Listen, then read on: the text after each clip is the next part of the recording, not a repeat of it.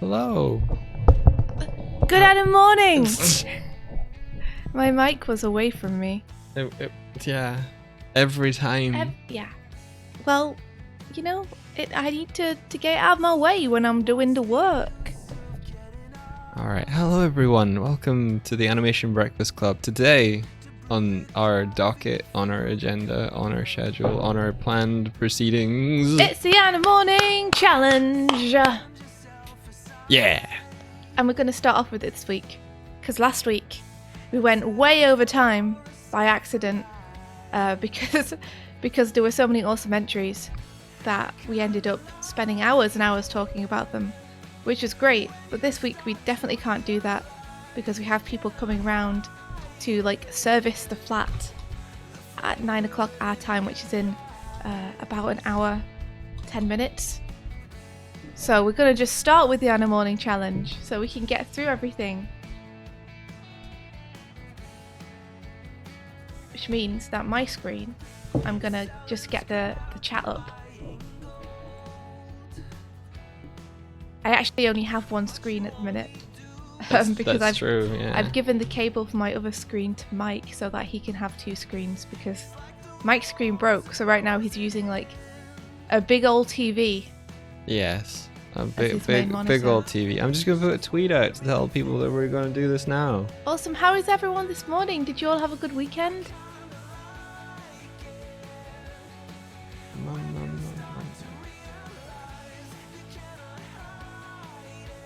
How was everyone's weekend? It's so hard to read text. Yeah, Serp's enjoying the Backstreet Boys tour. Yeah, I know, right? Our flatmate basically said, we need them to come round, so I'm having them come round today. So we're like, okay. So long as we all get out of the flat. So we're just gonna sit outside and have some fresh air. And not go anywhere. Because we don't want to go in any busy places, so we're just going to sit outside while they do their thing. And then we'll be back. But it means that as soon as they come and knock in, we have to be ready to go. Yeah. Bug Love sucks. It's 12:52 a.m. and you can't sleep once again. Maybe have some, I don't know, have some warm milk and honey and read a book or listen to an audiobook. That always does it for me. Sends me straight off. You had a nice weekend, lots of long phone calls with a really cool person. Oh, Tib, that's so sweet. That's awesome. Oh, I'm sorry to hear about the bad parts, Tib. You must stay strong. You can do it. You're an awesome person. You can pull through those. It's a constant struggle, I know. Especially during these times when we're all kind of stuck inside. It's easy for your mood to kind of careen downwards. Hello, Kuya. Hello, Blue Ninjor. Hello, guys. Hey, Scrap. Hello. Lady Abby and Palbro and Afro and Hinky Pinkart. Productive and still calm. That's a good thing for a weekend to be. I guess, how was my weekend? I guess it was kind of productive. I did a lot of stuff that wasn't work, but that needed to be done. So it was productive in that way, in that, the kind of weekend where you come out and it doesn't feel like you really did anything, but you kind of did a lot of stuff that was on the sidelines that needed doing. Yeah. That's the kind of weekend it was. Yeah. I didn't manage to figure out YouTube-DL things or anything, but Tib, if you can help me this morning, I'd be eternally grateful. You could just save up and upload any of the submissions from Twitter. That'd be cool. And how about can you put a video version of yours so we can get it on Sync Sketch, and we'll look at the ones that I have so far, then we'll go. Okay, so we can look at the ones we have so far, and then as the other ones are uploaded. Yeah, because I used to just be able to download them from Twitter, from TweetDeck, and now that doesn't work anymore. So yeah, just putting that out there. And Porky Boy. Yeah, you made it. And you have a challenge submission too. We'll grab it and stuff. Devin, good morning. And hey, Devin. Tib and Habbo, thanks so much, guys. We appreciate it. Thank you so much, Tib. Tib and Habbo, I gave them Vips, so they've got little pink diamonds now. Oh. Yeah. Nice. Vips. Hanky Pink Art, where should we send the videos? Tweet them with the hashtag. And we will Animorning Challenge. Because we could search the hashtag and find them.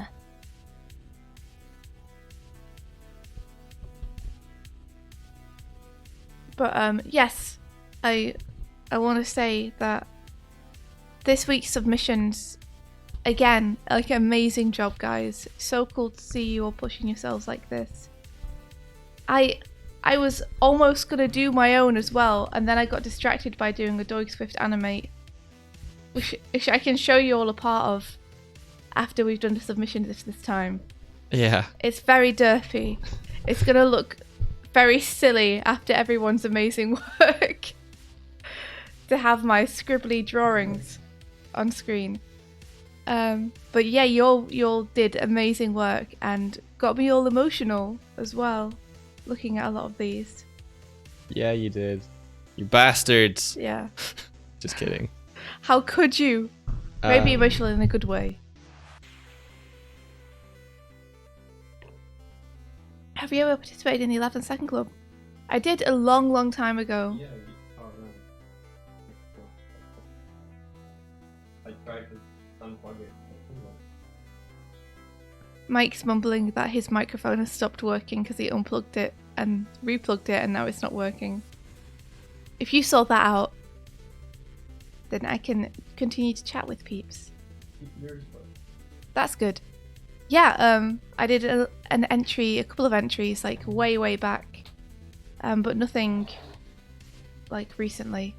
Nothing since university days. Habbo is always one of those streams. So there's Bass, if you just submitted it, we should still be able to watch it. Did you submit it on the Discord? Or did you submit it? You submitted it on Twitter. Awesome. I'm gonna search up the hashtag on Twitter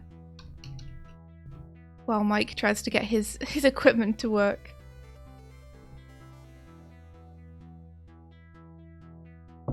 Oh my goodness. Imogen just walked into a glass door. Imogen, don't do that. I know you're not here, but I'm calling to you from across the internet. Not to do that.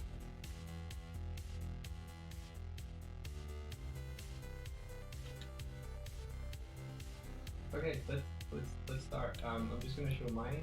Oh, your mic's working again. Yeah. Awesome, nice job. Animorning Challenge. Yeah, just show your screen because mine is just me looking at the chat and the Animorning Challenge. Oh, mine's just broken. What do you mean yours is broken? I know why mine's is broken. It's because I have a big ass monitor and now the size of it doesn't work. 1 second. Wow, this is really cool. Seeing these entries is super cool.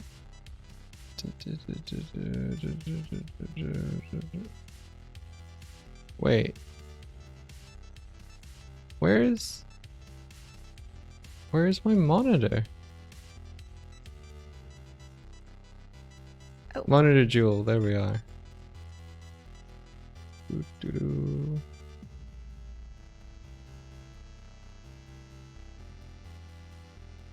I was not prepared for this. Oh, this is so cool.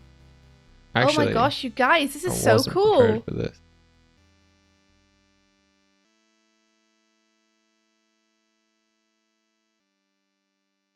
I did not realize that we had this many people entering the animations, and they're all wonderful.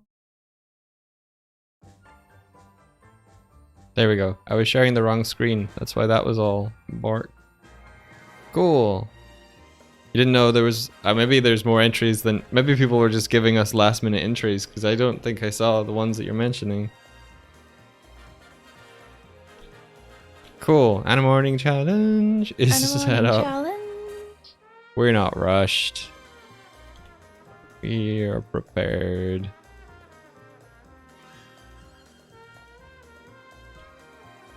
All right. All right.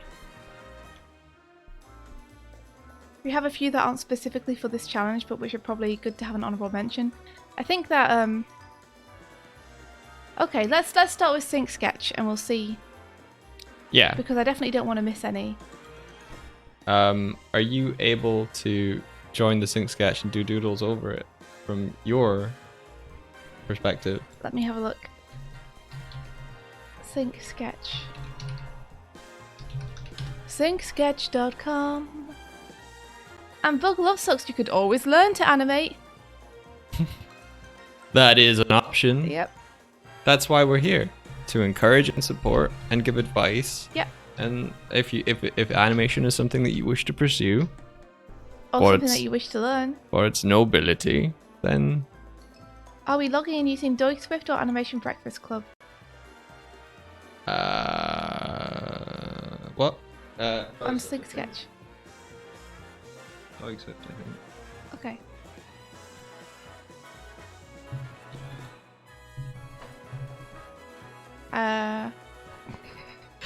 Let me see.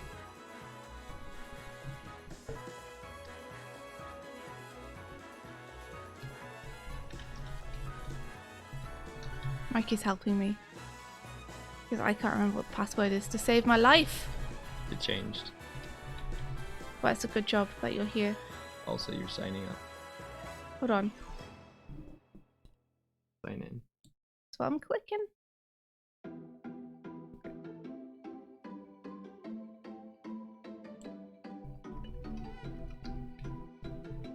Thanks for bearing with us for the last 10 minutes, guys, while we get set up. We appreciate it. There we go. Oh, Tib, I should say, I set up a new thing called Animorning Challenge Comic Panels. Hopefully that is where you are uploading things to. I like that you have set up its own thing. That's very cool. Alright, I am able to sketch over stuff. Awesome. Yes, she was. Awesome. Cool. So first up is Kurzek. Here we go. And Kurzek animated a panel from Girl in the Glim. Girl in the Glim, guys! That's my comic! Thank you very much, Kurzek, for making me, like, get weepy at 7 in the morning when I first saw this. Like, this is... I didn't expect anyone to pick Girl in the Glim. I just want to put that out there. I thought you guys would pick other stuff, and it's incredibly touching that people decided to go with that. Yeah, thank you guys. It's also wonderful to see people picking other stuff as well, but like this is definitely very close to my heart, and it I'm just incredibly flattered and thankful that you guys would think to animate this. Okay, so a weepiness aside, let's have a look. If I scrub around, are you synced in with me? Yeah, I think so. Cool. So I'm gonna play through it. So this is a part where Midge is trying to convince herself that she's okay. And it's entirely a sequence which has no dialogue. And I think Kurzek has captured it really well here. Like that breakdown to the first smile is so on point, I think. Yeah. Like going straight into the smile, but there's a hesitancy, and you can see that it's not genuine. Yeah. I really like the little arc that she has as well, as she dips her head to put her hand over her eyes. That works really nicely. Let me just see. Yeah, lovely. Like you're really using the features of the face, which are quite flat in 2D, to convince people that it's moving around and it's 3D. Really using the nose well. Let's have a look through it frame by frame. So we have a nice anticipation here. And then an extreme of the anticipation, which is super nice. Where the shoulders go up. I'd say, let's see. If you're going to bring the shoulders up, then you probably want these bits to also tug up. Also, just to reiterate that this challenge was only 3 hours. So that's amazing that you managed to get it as polished as it is right now in 3 hours. Like, nice job. But just pulling like the tips of the elbows up and the insides of the arms up when the shoulders go up, because everything is like attached to the chain. Like, maybe I go too far when it comes to doing stuff like this, but I always think about stuff like if the shoulders are pushing up, then the collar is going to push up slightly because it's resting on the shoulders. It's like thinking so much about the chain of causality, and admittedly, with so little time to do this, there's only so much that you can focus on. If head's going down, then it's probably going to squash into this collar bit a little bit. Yeah, I don't so think you kind of have to, like, you have to cut corners a little bit when you've only got 3 hours to work with. Yeah, I don't think you're going to get out of as best feedback India can give in the time just because you did Glim and made her soppy. Well, this is, I mean, I will give you feedback as if you had all the time in the world to do this, because hopefully it will help, you know? Kurzik's like, no girl, roast me. And they're saying the more roast, the more learn. See, and because her head is going down here, it means this is going to be pulled up here, because the front of her head is rotating down, the back of her head is rotating up. So the hair is going to be pulled up with that head rotating down a little bit. It actually might not be pulled up as much as I did it being pulled up there. And one thing I always like to do is, because hands are so expressive, so if someone's ever tense, I sometimes like to just like tense their hands up a little bit more than they are. Because sometimes, I mean, I don't know about other people, but I tend to unconsciously tense my hands along with any movement I'm doing. So if I'm like putting my shoulders up, my fingers automatically curl in if I think about that tension. And then let's see, we have a little bit, it's not really an ease out, it's an ease into the next pose, which is real nice. Yeah. Aww. I like the way that you have that nice little subtle thing of her bottom eyelids being pushed up. She's really nice. You can get so much emotion out of bottom eyelids being pushed up with the cheeks here. It's a really nice touch. Yeah, and you see you've done it here. As her shoulders go up here, you have her arms going up. So, like, obviously you know that that's the thing. You don't need me to tell you that. And then we hold on this pose for a little bit. And then we slowly come down. This is a really nice expression. I don't remember this being in the comic, but it's a really nice addition. Like, it really sells that. Bringing in that top eyelid to show the weariness. And using those bottom lines now. You see how the difference goes between the bottom lines being used to like express the happiness because they're pushing up against the eye. You're right, my friend! You guys are really sweet. And I love that. Aww, thank you for the bit. Thank you very, very much. We will put that towards getting Mike a new monitor. So thank you. Like, every little bit will help us get Mike a working monitor. And I like how these little lines that denote pushing up the eyelid now come to become almost like tired lines. That's really nice. And then, like, this is probably my favourite part of it, is this nice arc here. How she travels on a path here, going up, and everything's really nicely offset as well. Oh, you want me to put the monitor go on stream? It feels like everything's moving at different rates. Like, we have this ease out. I'm gonna move the alerts so they're not over your drawovers. You have this ease out here, and all the head spacing is quite slow and even if you look at just the head moving. But then with the arm, we have these like nice big spacings, and the contrast between like small spacing on one part with the head, and large spacing with the hand or the arm adds texture to the animation. Because one thing you always want to avoid is moving everything at the same time. So seeing that things are not only like moving at different times but moving at different rates really like adds a lot to that movement. And then we have this nice ease in until the head. Oh, and I really like the way that you have like, she's grabbed the covers here as well. I think you could up that hand movement a little bit for her grabbing the cover.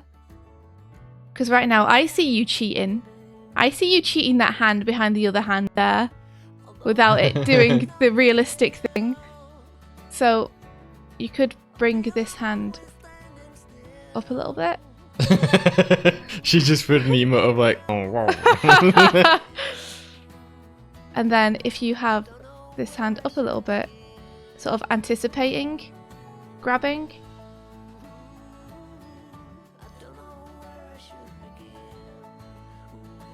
Then when you do grab, not only will it add more texture,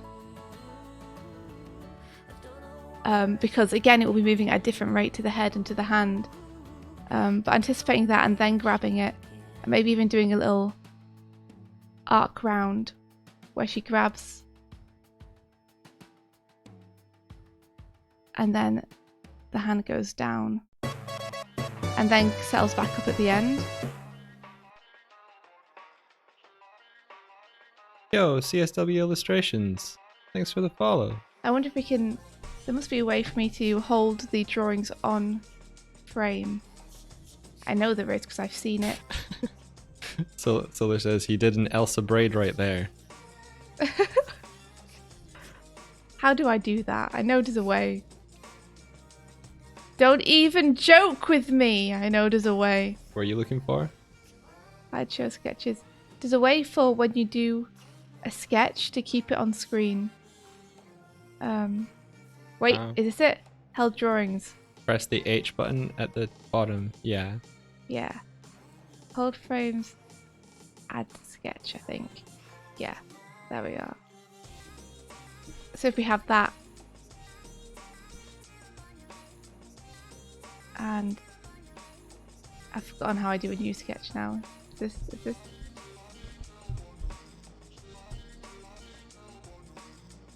How do I add a new sketch to it? I think this is it? Yeah, cool. And then you ease up into this afterwards.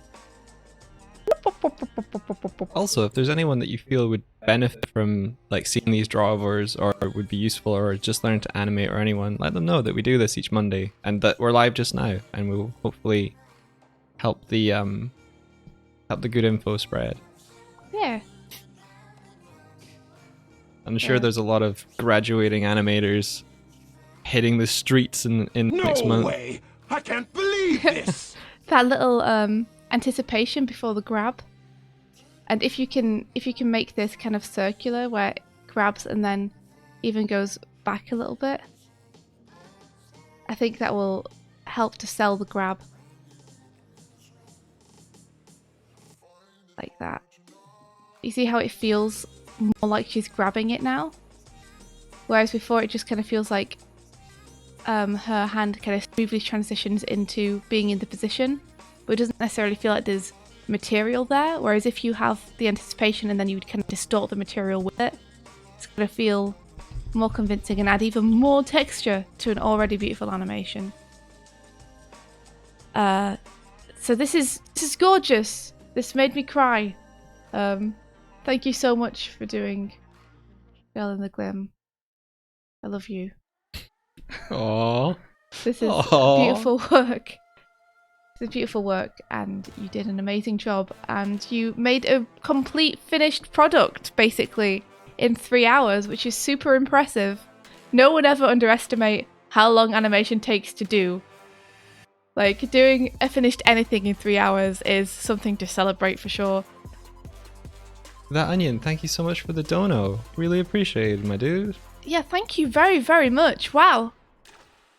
That's great. That will, again, we'll put that towards Mike's new monitor. Yes. I should take a picture of you guys so you can see what Mike is working on right now. I'm looking at It's kind of stupid. Yeah, I'd probably look like some sort of small child. Yeah. In front of this. We have a really big TV. It's really big but really old. And I can't read anything on it. I bought it back in university, which was like 7 years ago or something. So I'm just shaking his head. It wasn't It's 7 more than 7 years ago. Yeah. Oh man, I feel so old. That monitor is like probably as old as Savio, and it's not the most high resolution, despite the fact that it's large. Anyway, let's go on to Afro. Afro! So Afro has done some panels from the Avatar: The Last Airbender comic book series that ran on after the series and continued to tell the tale of our heroes. Avatar: The Last Airbender is a fantastic series. Anyone who hasn't watched or read it, get on that because it's amazing. And I have to say, first off the bat, that this was a very ambitious undertaking of you, Afro, because I saw the page you were doing. Yeah. And it's an action page with multiple panels on it. So, like, kudos for the ambition. I appreciate you being like, I'm gonna effing go for it. No one can stop me. So is this definitely the latest version that you have? Let me double check through. It is. I grabbed the one that was latest in the store. Yeah. So lovely keyframes first off. And especially really like the simplification on these character models that you've used, because like I said, 3 hours, there's no way you could do the entirety of those panels in 3 hours, but you've got the really good beginnings here of something. Another thing that I really like about this exercise just in general is how it really pushes people to try different perspectives and angles that they wouldn't usually. Like, I saw the planning for this, and for this shot, Afro lay down a floor grid to really make sure that he knew where the character was grounded. Oh, really cool. Yeah. What I'm seeing from just now is I really like that even though you've got different compositions in the panels that you're drawing from, you're recognizing that people are going to be looking at the fire. And so Avatar, Aang is like right where the fire is. So immediately you're like, boop, boop, next shot. So from this to this. Yeah. You see how your eye is in the same place both times. That helps with the flow massively. That's something that we use all the time in animation, especially with Nights for Light table music videos. Especially with Starlight, I had a lot of very fast cuts in. Like using, you wouldn't call them match cuts, but using the eye line to make sure it's in the right place for the right shot. Frame by frame, have a term for it. What did they use? I don't know. Like eye trace, maybe? Or no. If anyone knows, let us know. Let's call it that for now. So at least we can have a term to refer to it as. But yeah, using the eye trace here to make sure that you're looking in the right place between the two is real good. But yeah, Afro put down a whole floor plane here, which is something that I always encourage people to do, but sometimes you need a little push like animating a comic like this to actually do it. Mm-hmm. And seeing the floor plane down here, like, I think has made a real massive difference to the movement. I can't erase that. There we are. Let's get rid of the circle. I'm sure there's an easier way to get rid of the drawovers that I do. So yeah, this movement's real nice. Let's see. The one thing I would say right now with this movement is that the hands and the leg are moving at mostly the same rate. So you see on both of them we have slow in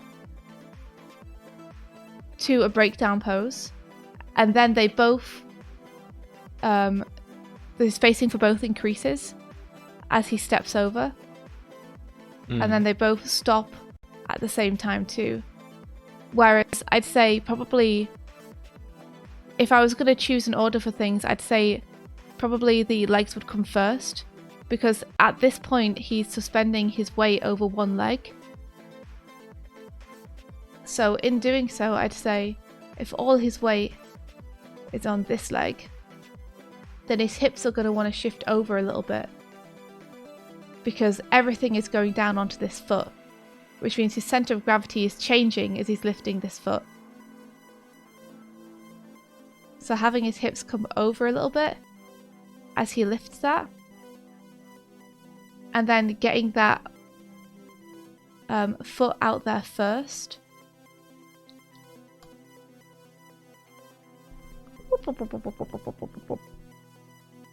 Let's see where it ends up.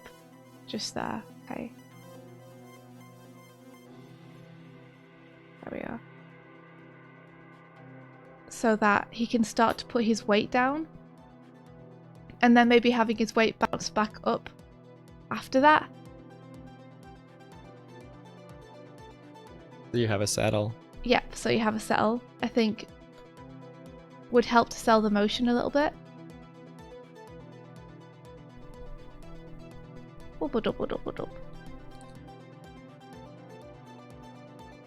So, yeah, in this one, whoops, that's fine. In this one, his waist would be lower as he comes down into a weight pose, and then he would come back up afterwards. Can I delete that anyhow? There must be a way. Hey, David. That's it. Go. Hey, David.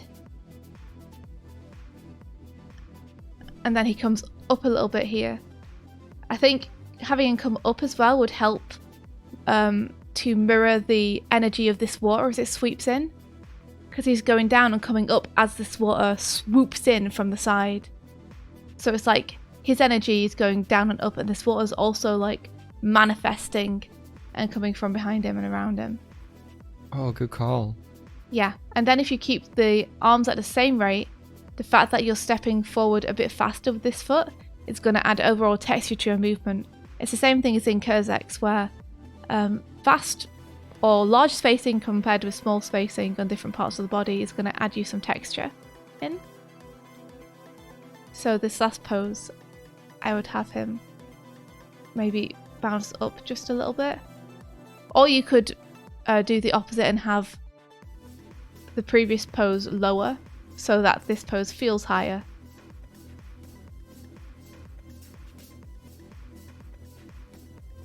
Oh. I just added the goal upon Arctic suggestion. That so that it comes up as the water comes in. Let me just make a note of that. As water comes in, Ang, which is the name of the character, settles up. Lots of fun with settles. Like, especially in Avatar: The Last Airbender, where their bodies are what control generally the elements. So you always want to try and tie the two together wherever you can. Like, these are some nice keyframes. I like this a lot. I like the way that he's punching with his whole body here. I wonder if you can get more of that in this, where maybe his head would like duck down a little bit, because his head looks very even between the two frames at the minute. His head doesn't really move. Whereas I like to think maybe he would bring his whole body into it and his weight might shift backwards a little bit.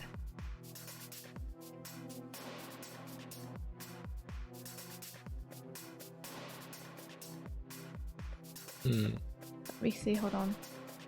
I can't delete the frame. I might have to erase it. This is also me learning how to use Sync Sketch. He's sort of doing a straight punch in karate, like with the first. with the fist, yeah, because he's got one hand forward, one hand back. Mhm. So if you were gonna do that, you would twist. If you were doing it, you would twist that back. luckily Mike has Forward. experience. So he might not necessarily do that. It's not as powerful. So if you stand still, and then you throw a punch, like that, what happens to your head? It does still go down. I'm just more on the body. Just Oh, what, the second keyframe or the first? Like this one? Or that one? I don't know. I'm giving you the knowledge. I don't know how to apply it. Your head didn't go down as much as I thought it would, though. This is why reference is super important. Is his head did more of like a bob with the movement, so it kind of settled back into place. Like with the force of the punch going forward, Mike's head like ducked down and then came back up at the end super quick. But yeah, showing a little bit of movement in the rest of the body and keeping the head a bit less static, I think will sell the force of the punch. Also, lovely job just on a very simple rotation of these shoulder pauldrons. Really sells the movement. You've got some really good building blocks here. Really liking it. Oh my gosh, this is a web browser platform called Sync Sketch. So we've just uploaded the video clips to it, and India's able to redline over it from the video files. She's also doing it remotely, so you're watching me watching her do it on another computer, so you can do it in real time as well. Like you can watch someone doing it in real time. I wonder if like it might be worth making this bigger, so it like is coming off screen from his punch, and then when we cut away, showing it as being separated into two different kind of balls of fire. Don't know. I'm looking at how to make it dynamic because we're closer in. Things are going to go off screen sooner, if that makes sense. Like they're not going to stay the same size when we're zoomed into him versus when we're zoomed out to him. That is a challenge there, because it looks like in the next frame, like we're following the path of the fireballs. So if they overtake where we're going, you need to mix and match that motion. Yeah, like they would change position from here to here, I think. Yeah. Even very slightly, even though we're following them. Having like a big burst here. Like we can almost move faster than the fireballs, and so they're like chasing us as if we're about to get hit with them. So they would. So they would be like more like probably like this frame. You might even want to make them get larger again rather than smaller. But as we move away from that, the trail of this needs to still come from him. Everything needs to come from him. Yeah, as we pull further away, you might want to change the size of these to show that the movement's still going. And then we get this anticipation. Yeah, I think I would take these off screen the first time that you see them. Just because you're so close to him. Because you're so close to him that it's going to be traveling much faster from his hand. Yeah. Whereas when you are out here, you've had chance to kind of pull back so you can see the entire fireball. And likewise here, you've pulled even further back so you can see more of the fireballs as they travel towards you. I'm excited to see, like, I hope you continue with this because I'm excited to see more of this. I think you've got a really good start here. Like, very solid first pass on everything. Yeah. Cool. Yeah, great work. I want to see all that cloth fluttering as well as he's because you can keep him on a held pose, but having that cloth going as he pulls back to show like He's been close to the heat, and the force of the blasts is like pushing wind backwards. Yeah. Would be real nice. Also, just to give you a small drawing note on this fist here. I think if his shoulder was like here, then you would see a bit more of his arm. Probably like that much. Like that. Just to make it feel a little bit more convincing. And I always like to draw through my shoulders, if possible. So, just to make sure they like feel attached. All right. So yeah, because as you duck down, your head is going to be like filling this chasm here. So you want it to feel like the back is connected as his head's going down. Because the neck would connect slightly lower down because he's ducking down, so you're seeing the head slightly top on. Do the arms switch position between this frame and the last frame? Yeah. No. Boom. Okay, cool. Yeah. I mean, they don't switch between the zoom out, but he punches. He punch. Cool. Yeah, amazing work, Afro. Super cool to see your work up here. And like, I hope you continue with this, or I hope you have fun with the next challenge too.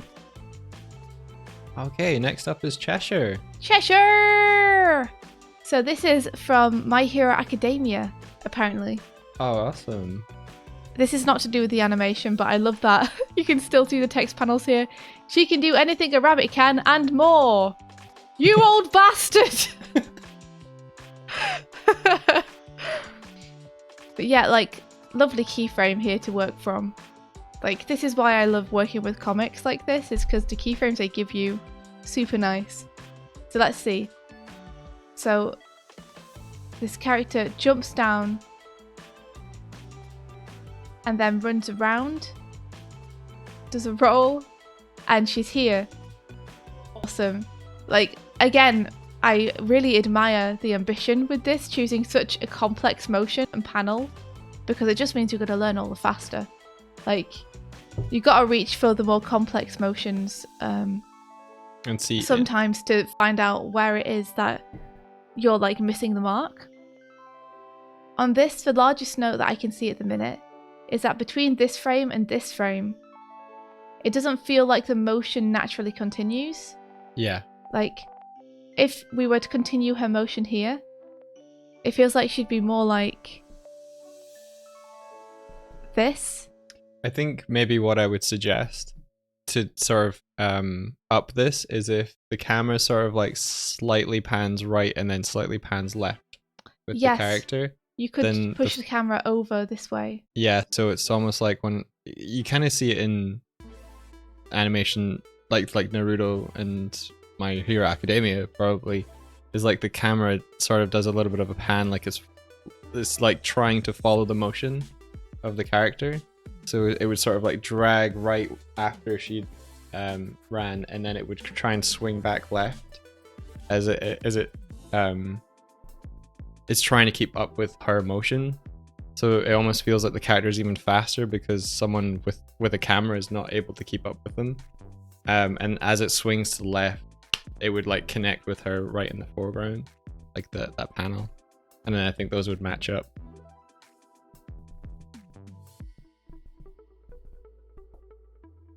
Yeah, that would get her in the right position. And then you wouldn't have to necessarily adjust your drawings. Because the next key here, let me take hold off for a second. Ah! He's not gonna get away with this! He's not gonna get away with this! Double Botnik! Ah! He's not gonna get away with this! Punky Dumpling, thank you so much for the raid. Welcome to the Animation Breakfast Club, yo. Yeah, thank you very much. We're just in the midst of doing drawovers and advice for our Animorning Challenge. Yeah, it's Animorning time, so we have to we have to take a look at these amazing animations this morning. That's our prerogative. Oh wow, we did get double. I'll fix that. Oh, was that not intentional? No. That wasn't two people simultaneously. That was just one person. Okay, yeah. Sorry about the double botnik. Yeah, because on this frame, it feels like she would have been previously maybe like here or somewhere. That's fixed now. So yeah, I think that's a really good call from Mike to move that cam over so that we can have this frame and it feels like the camera's tracking her movement. Yeah. So let's see. I'm going to play it through a couple more times just so I can check the motion here. Yeah. I was going to say that I feel like this landing pose isn't the most dynamic, but there's a nice long hold here, so it doesn't need to be, because she's not going straight from the landing into the run. She's landing and then she's running. Titan Robo Duck, we've not done yours yet. No worries. Oh yeah, no worries at all. Let's see. So then she starts running. And I would say she starts to feel a little bit short around here. Like, some of these run frames here don't feel like they're completely working with the perspective. I'm just going to refresh to grab the latest that are in here. And I think it's just something that, like, doing a bit more life drawing and stuff in your spare time is gonna help with. Oh! There's a lot more. Awesome. Oh, thank you so much, Tib. We appreciate it. Yeah, I think life drawing will really help here, just for you to like understand how the forms overlap properly. Like something more like her leaning forward to run 3/4 might look a bit more. Let's see. Well, her leg would be back most likely if this leg is forward. And it'd probably be more like this kind of thing. Always thinking about the silhouette and how to sell that.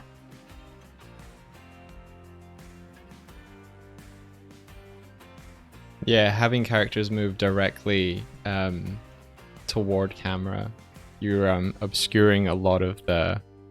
It's really difficult because you're obscuring a lot of the information about their motion, which makes it harder to track while they're in motion. So Yeah. I think if you were like, if you had that camera move over to the right, it would naturally lend to the fact that the character is running left from frame, so there would be that opening up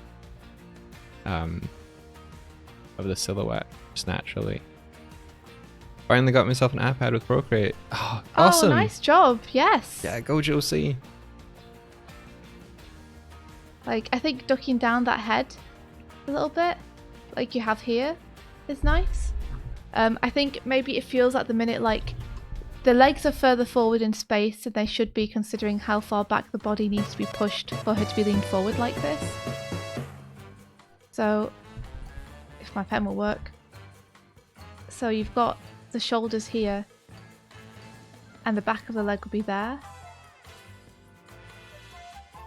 So it feels like you want that to be like more pushed backwards, the pelvis. To make this make sense. We did a Sonic stream and we made alerts for it and we're just keeping them. We sure did. You're welcome to We sure Sonic did make alerts. those alerts. Yeah, like I think maybe pushing this leg a little further back will help sell the depth there as well a little bit. Looking at a reference of like people doing these kind of movements as well will really help. Because at the minute it just feels a little bit like the legs are getting small and the torso is getting a bit big because the perspective just isn't 100% reading. Let's see. So I think with this movement here, with her pushing off, that feels quite nice. I like that. But then you probably want to continue that on this frame. So if you continue the arc of this foot, like into the air here.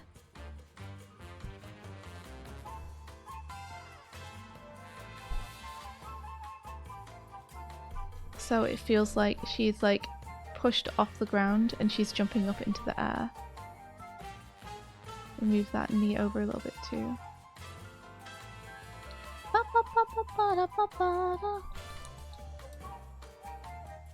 There we go. Then I think it keeps the energy flow moving through the body there a little bit better. Because otherwise it feels like the toe is kind of sliding forward on the floor a little bit here. Whereas it's nice and grounded here, which gives you a nice feeling of push off. Hmm. And then keeping like the continuity of that knee going backwards in space as her torso goes forward. And she's reaching forward with her hand for, let's see, for that spot. She's about there. So I'd probably have her hand reaching more towards that spot in particular as she goes. Let's see what her other hand is doing. Oh, it's coming round. Yeah, if it's coming round, I might do something like that. So we have like a nice arc where this hand is coming up and over and then down. So it comes over there and then it's bam, down here along with the rubber hand. Nice use of the crosshairs to let us know the tilt of the head. That's a really good shorthand for communicating that. Yeah, agreed. See. Boop, boop, boop, boop. Oh, thanks, Josie. Josie says, I keep forgetting to mention, but I just love your guys' new bear and bird avatars. Aw, Cute. I'm really happy you like them, thanks. Feels like a long time getting to this point. This is such a cool movement as well, Cheshire. I really like this. You can really feel the weight coming down on those hands in that one. Yeah. Think maybe have the head go down a little bit more here. Just to really sell that like over movement here.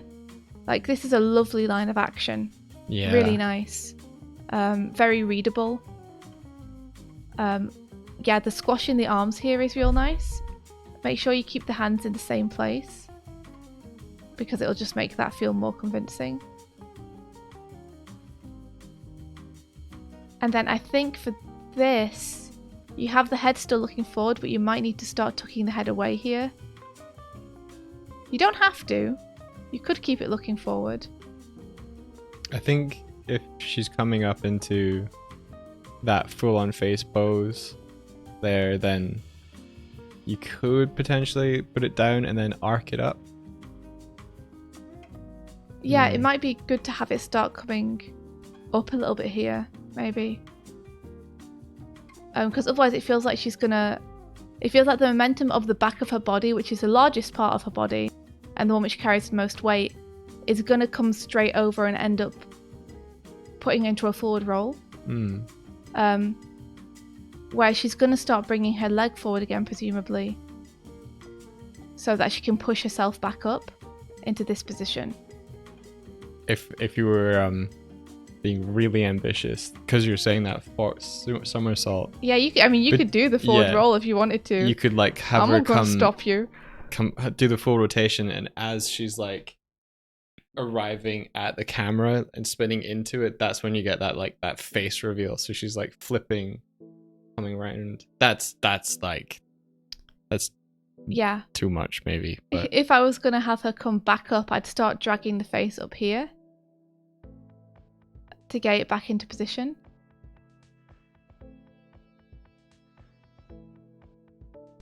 makes me realize that people are asking how to contribute to it. We don't have a donate button at the bottom of our stream. We don't. I might make a little graphic specifically for the goal, which has a little broken monitor. Oh, okay. Yeah. But thanks for asking, Hamlet. Yeah, thanks, Emma. I appreciate it. So yeah, bringing these hands back is a nice strong pose. And then you're going to want her legs to start coming forward, probably on this frame, so she can continue to push herself up. Because the only thing she's changing here is the hand as the drift comes forward. And that's a good way to save time for sure. But I think especially because you've added in the hair here too, it feels a bit static because the hair also is not moving or reacting to stuff. So I think you'd want to like bring that hair around and the head coming up. And get that foot like planted forward somehow. Like if this is her body. Now she's got her knees forward. Having that foot come down. Proto Man, thank you for the follow. And hands continue to come up.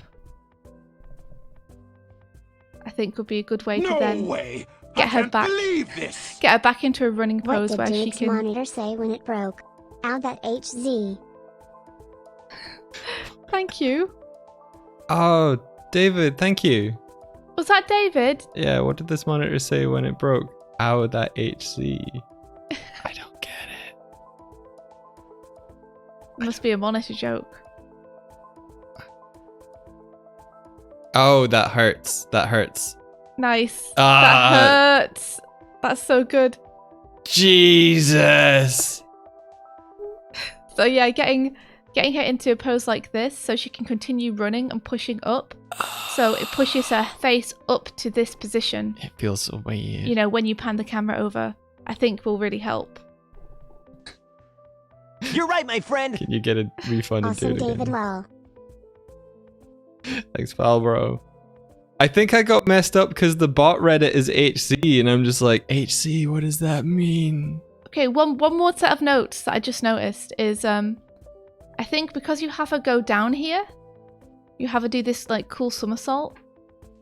I think one of the reasons that she's feeling a bit squat at the minute is because the head doesn't really go up as she's getting closer to the camera, whereas because she'd be scaling up, her head would be rising. So I think if with the head, if you look to do an arc like this, where the head comes over, then it's really going to exaggerate when she goes down into that roll. Because you're going to have the up and downs for it. So if you have the head more like, you know, this kind of thing as it's coming forward, and then you start to come down here, then that's going to give you much more of like a curve, an arc, as that's coming out. It's going to make it feel more convincingly like she's coming forward in space. I can't believe this! your monitor was dumb for breaking. You'll have a talk with it. Your monitor was dumb for... I'll have a talk. Thanks, Hamlet. You give them a seeing too, please. Thank you. Josie, thank you. You guys are being so Thank supportive. You guys so thank much. you. Thank you. We really appreciate it. It means a lot, and it does help us out. Thank you. Yeah. So you see here, if I adjust these circles a little bit, I wonder if I can put hold frame back on so it's easier to see. Hold frames. There we go. Having a higher head position here means that when it gets to... No way! I can't believe this! Oh, No geez, way. guys. India. What was that, Mike? Holy shit, a non-mouse. What? They said dogs what? Dog smells? No! How could you? No! How could you? Come here just to get bullied? So you see, if the head position is a bit higher here, then it exaggerates this jump down. Oh, did Emlet crack the code? I did him. It exaggerates this jump down here into the roll, which I think will really exaggerate then the pop back up into this position. So yeah, those are my notes for this. I really love seeing you tackle something so ambitious because this is not an easy thing to do. Like, if anyone here hasn't tried a run in perspective before, like, effing one of the hardest things. Like, I've tried doing one and it's one of the hardest things I ever had to do. So I commend your ambition. I think you have a good start here. There's just a couple of things that you could do to push it to the next level. I think checking out like life drawing to really nail those proportions, raising the head arc here a little bit, and then having a pop back up here at the end. along with Mike's suggestion on the camera pan, I think is really going to help this scene. You guys. I'm excited to see it. Yeah! Good job. I think we're almost I think we're over halfway to the goal. Holy. Whoa! Thank you so much. Thank you. You want to say a few words, Mike? A few words, Mike. No, just I really appreciate you guys' support. I'm I like Saturday woke up and my monitor just wouldn't turn on, and it was just like, okay, well that's a new thing to have to deal with, and I really appreciate that you guys are like looking out for me. Yeah, I'm gonna say right now that it's 10 to 9. Yeah. And people are due to arrive at 9, so if we can't get through the rest of these tests in time, then we'll continue doing this tomorrow. Okay. To finish wrapping them up. Yeah. Because I don't want to rush through. No. The last lot, I don't think that's fair. I want to look at them all properly and go through them all properly and show them off properly. So if the people come and we haven't finished doing it, then we'll just move the rest of them till tomorrow. Yeah, if that's all right with you all. I think that's the best solution rather than us trying to get through like 10 now. I can't believe this! I'm sorry, Robotnik, but... Sonic's rancid feet leaves marks on the monitor and India loves it. What was that? How could you? I just heard Sonic feet. Sonic's feet leave rancid marks on the monitor. Emla, I know that's you and I don't even need to be told. Who would say that? And India loves it. Oh my gosh. No. If Sonic's feet were on Mike's monitor right now, they'd be huge because the monitor is large. No way! I can't believe this! It do be like that sometimes. You guys, thank you so much. We do not deserve you. We really appreciate it. And no pressure to anyone, like to have to. We know everyone's in a tough position right now, financially. So only donate if you are absolutely okay to do so. Sonic's feet donated 5 rings. Oh, one for each toe. Oh, people. I hate it. Well, that'd be Sonic's foot.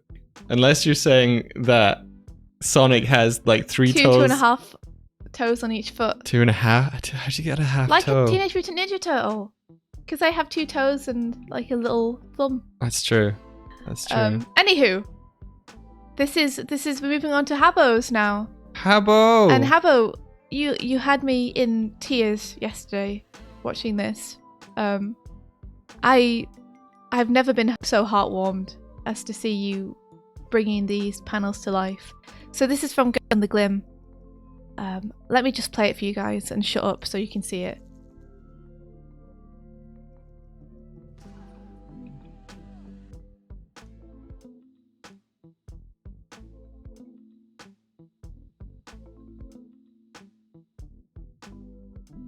Oh. I'm not gonna cry. I'm fine. So yeah, you 100% captured this exactly the way I always felt like it would look if it were to be animated, which was amazing to see. Your spacing here, like you've got a real like flair with your spacing, Habbo, that's very unique to you and feels so crunchy and good. I really want to look at your spacing closer so I can like figure out what you're doing with it because it's lovely. The little touches, like the chair zooming in here for her.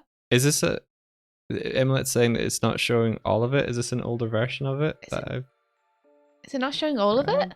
This is Wait, the version. That's the one that Habbo that's the one that Habbo gave us. Yeah.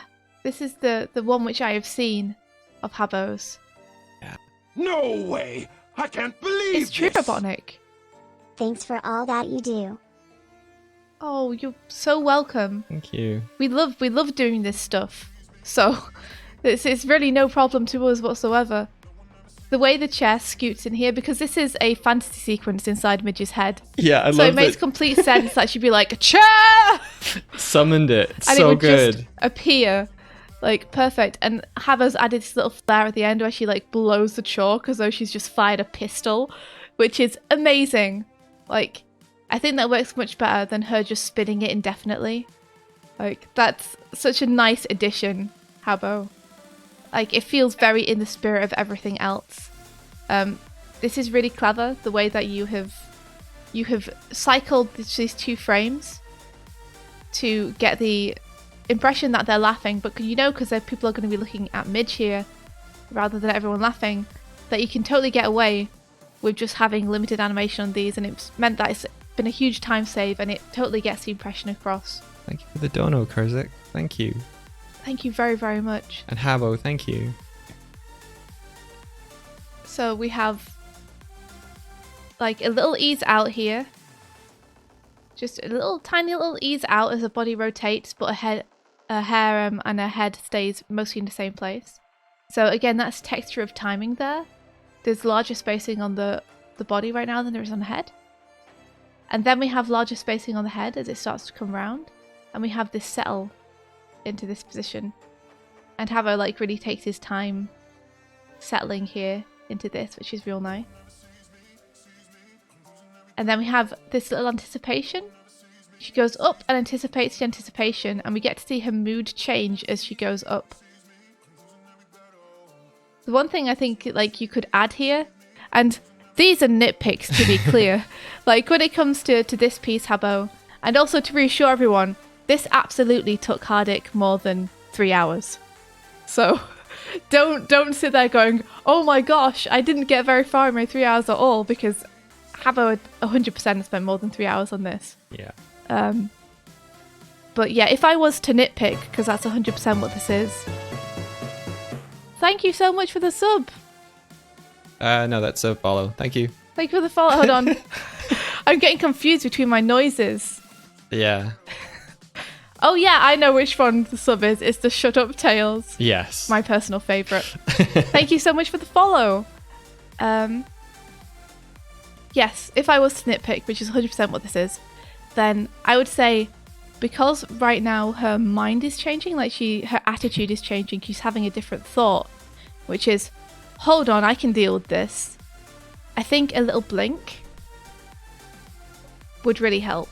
So blinks are used in animation a lot of the time to show a new thought. So when the thought process changes on a character, and on humans, because this is based upon what has been observed in human behaviour, typically we will blink to show that we're processing new information. Ah, okay. You know, actually the lids here should be more like 3/4 down than halfway across the eye. There we go. So I think that will help to sell, like, it doesn't have to be exactly where I put it here, but having it blink on the way up to that anticipation. No way! I can't believe this! I think will help to show the thought process The changing. monitor is coming. D. Oh, thank you so much. So That was from Porky Boy. thank you, Porky Boy. So We're- there's this little ease up into the anticipation. Sorry, Mike, did you want to say something? Just thank you very much. Yeah, I thank you. So we have small spacing here for the ease. There isn't too much I can critique about this one, so I hope me just calling out what Habo is doing super well is helpful to people as well. Yeah, I think that's as helpful as well.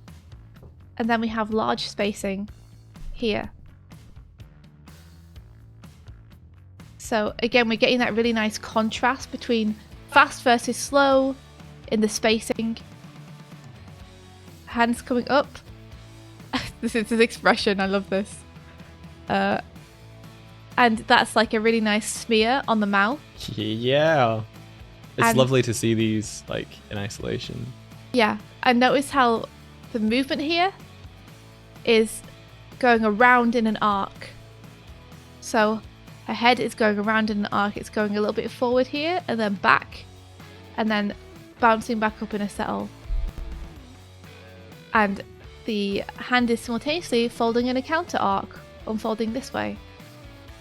So we have this nice feeling of like Midge is literally opening up, you know?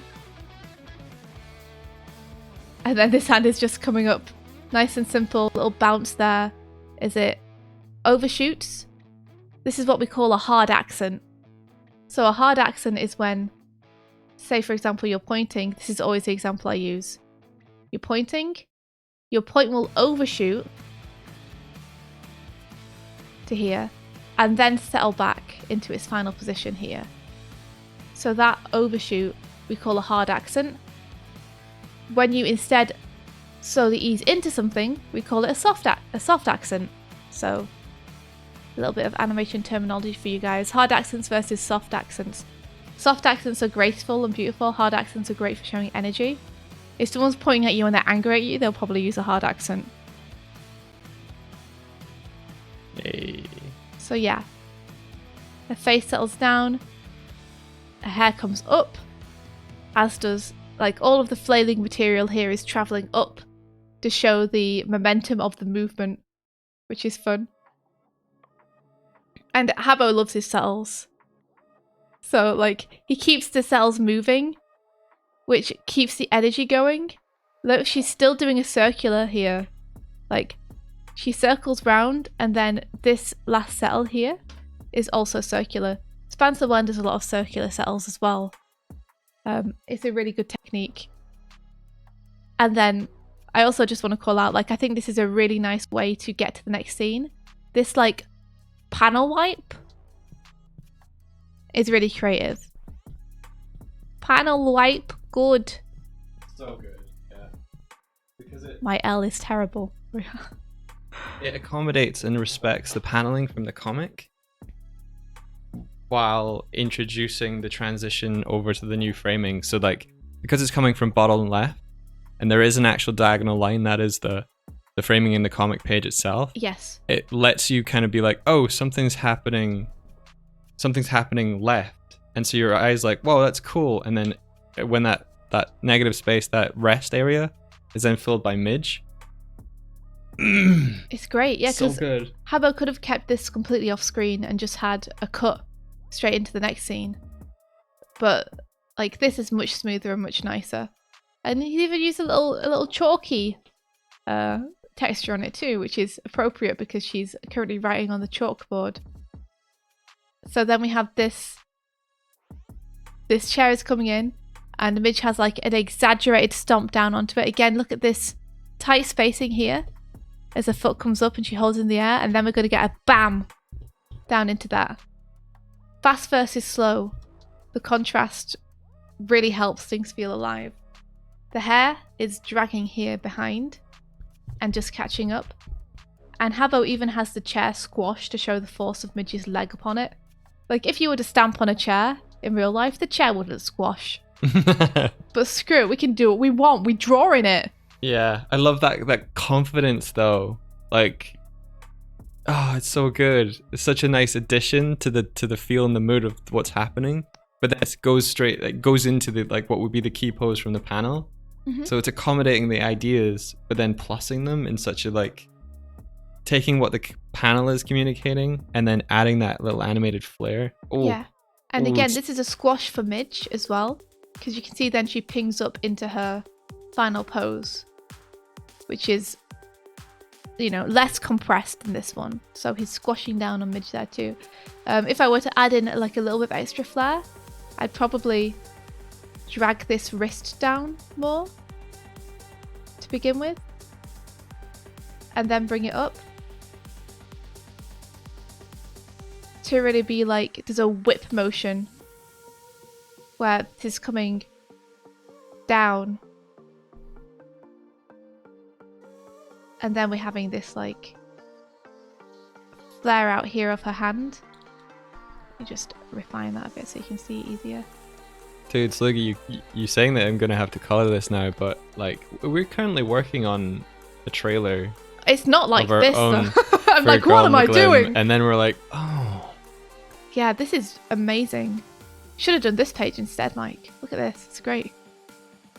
So yeah, doing a bit more drag on this hand as it comes up, I think would really like add a little bit of extra flair to that movement. Because at the minute it pings open at exactly the same rate that she's also pinging back up from the chair recoil. So I think like delaying that by having the hand flick open, but the wrist still be bent at that angle as the hand continues to travel down from the movement, would add even more texture. Even more texture!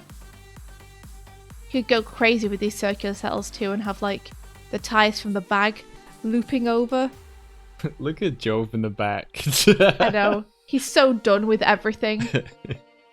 I can't wait to dig into Jove more. That's a character I like a lot that I want to talk more about but can't because I started a comic and it would spoil it if I talked about it too much.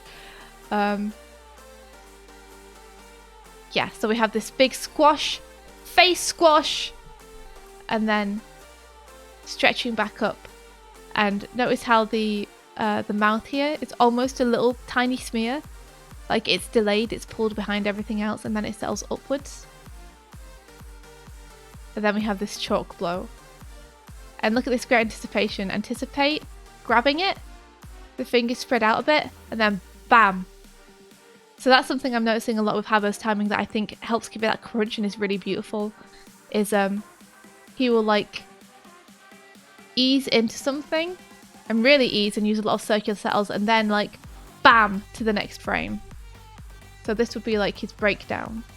And just to be clear, the grab and the bam and the blowing on the chalk and everything, that's additional information as well. This was not in the comic.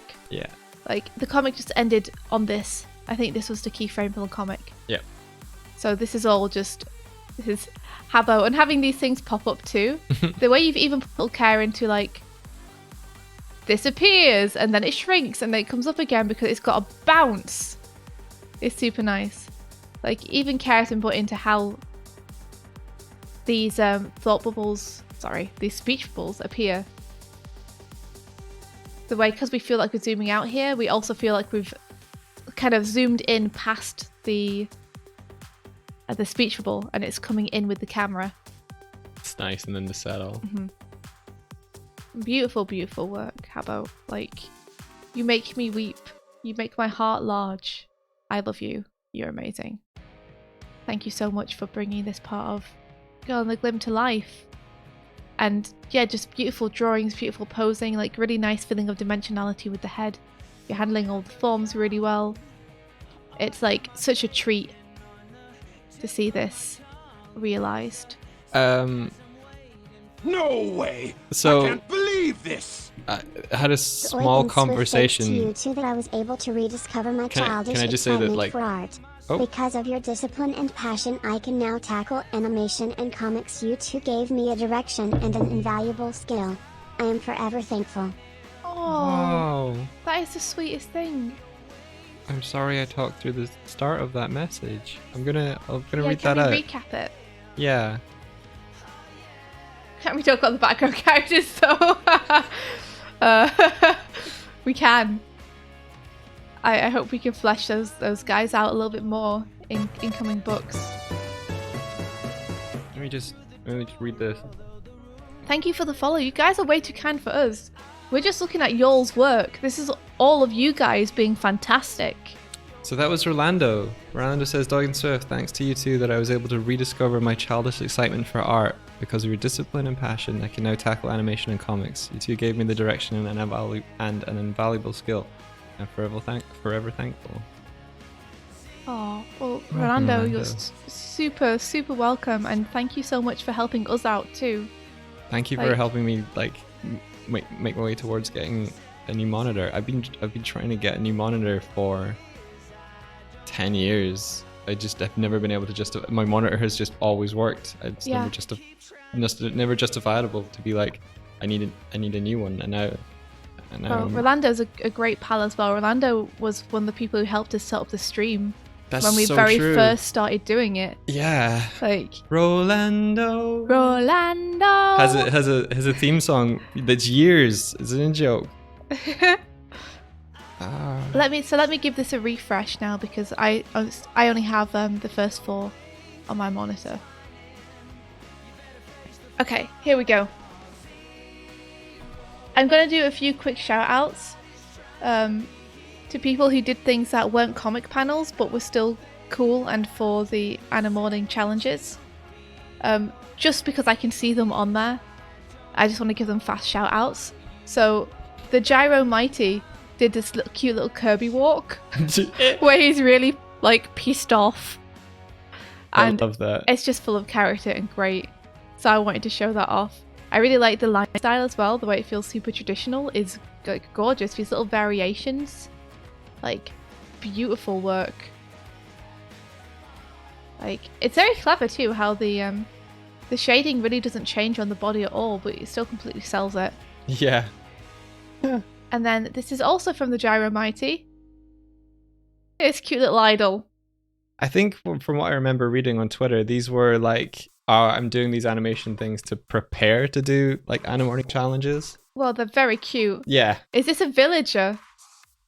It looks like it could be a villager from Animal Crossing. It has the little plaster It does, and the nose yeah, tag. I think so. And I have that hat because it's awesome. Yeah, this is incredibly cute. I love the choice of colour here. Like, this seems like the kind of colours that you would be into too, Mike. Yes. Those blue shadows and the overall pink warm hues of everything. Yeah. So thank you so much, Gyro Art. My weakness. Or the Gyro Mighty for submitting those. Like, they're super cool. Okay, let me see. Thanks for including those, Tib. Yeah, much appreciated. Ooh, what is this? Let's have a look. Aha! Oh, I won't play it too many times just because I know it flashes. Yeah. So, like, a warning to anyone who is sensitive to flashing. That's great. Yeah. So this is a panel from, I think it's from My Hero Academia, they said. Okay. Okay, awesome. And this is, it's Andres Hernandez. Hello again. Thank you for coming. Thank you for submitting again. Yeah. Beautiful line style. Like, one thing I'm noticing, Andres Hernandez, with your work in particular in general, is just like, there's a really nice feeling of line quality that you get in the sketchiness and the roughness of it. That's really kind of beautiful and unique and feels very natural. Like, that's something that I think you should definitely look to preserve about your style, because it's really a pleasure to look at. So I love that you've added these impact frames here. This is super cool, especially this one, which is like just a very haunting image in itself. Like, that's great. I think this one is a little less successful, but in motion, I think it works super well. The way that you are, like, the spacing on this is very tight again. But the fact that you have this slow-moving thing, this slow-moving, I guess, movement is a good way to say it. Yeah. With these fast-moving ink sketch lines over the top that just change up, like, the exterior lines of it and add some feelings of texture, like, really, really make it feel like there's like a wind rushing by. Like, it gives it a lot of dynamism, even though the actual movement of the thing isn't much. It still feels very energetic. Yeah. I always wonder how this sort of feeling is achieved, and it's really nice to be able to see this in like each frame, what it is communicating to the overall feeling. It feels very authentic to My Hero Academia too, because I've seen them do that a lot, where they have a character moving very fast, but the actual frames of the characters are very tightly spaced. Like, a punch or someone flying through the air is actually a very slow movement, but it's the background movement, the exterior movement, and the additional effects on it. Yeah. Like these speed lines here that really give it that feeling of, oh my gosh, they're going so fast. This feels so fast, even though the animation itself... We're seeing it in slow motion, and you're seeing the real motion reaction to their speed against them. Yeah. Oh. I think there's a lot being added as well by the varying thickness of your lines. Like, I'm looking at the eye. Yeah. And the way that the lines are varying and boiling there. And, like, it adds this really nice just sense of life to it. That you have these line boils on there. This is all on ones as well, isn't it? So that's again helping. this is on 2s. The last frame here is on 2s, but everything else is on 1s. Yeah, beautiful work. Let me see. Yeah, lovely stuff. Lovely. There's not much that I can really critique about this. It's partially because it's quite a short clip, but also because it's very competently done. Like I could say, oh, you'd probably add in the ear on this bit and this bit, you know, as well. But I don't think it's necessary. I think it already works as it is. I'd be interested to see this lead into another movement to give it a bit more context in what's actually happening in the scene. Because it's a very cool shot by itself, but I think if you gave it some context, it would be even cooler. Like, is this someone about to like backhand someone? Is it someone like spinning a kick up? Is it someone like caught in an explosion? The fact that this section here is going backwards makes me feel like they're winding up for something. So it's like a spin. Oh wait. So it feels like the next movement would be for this to come back out and into some kind of move. But without the context, I'm not 100% sure. Like it could be a number of things. So I'd love to see another shot either preceding or following up this. But for what this is doing, it's successful. Yeah, it's lovely. It's lovely. I guess the next step for you would be to add on all those extra little details, you know, that are present in the characters' costumes. You know, whether it's like, because you have this basis here, whether it's like the folds of the material, you know, there, or whether it's like the trim of the front of the zip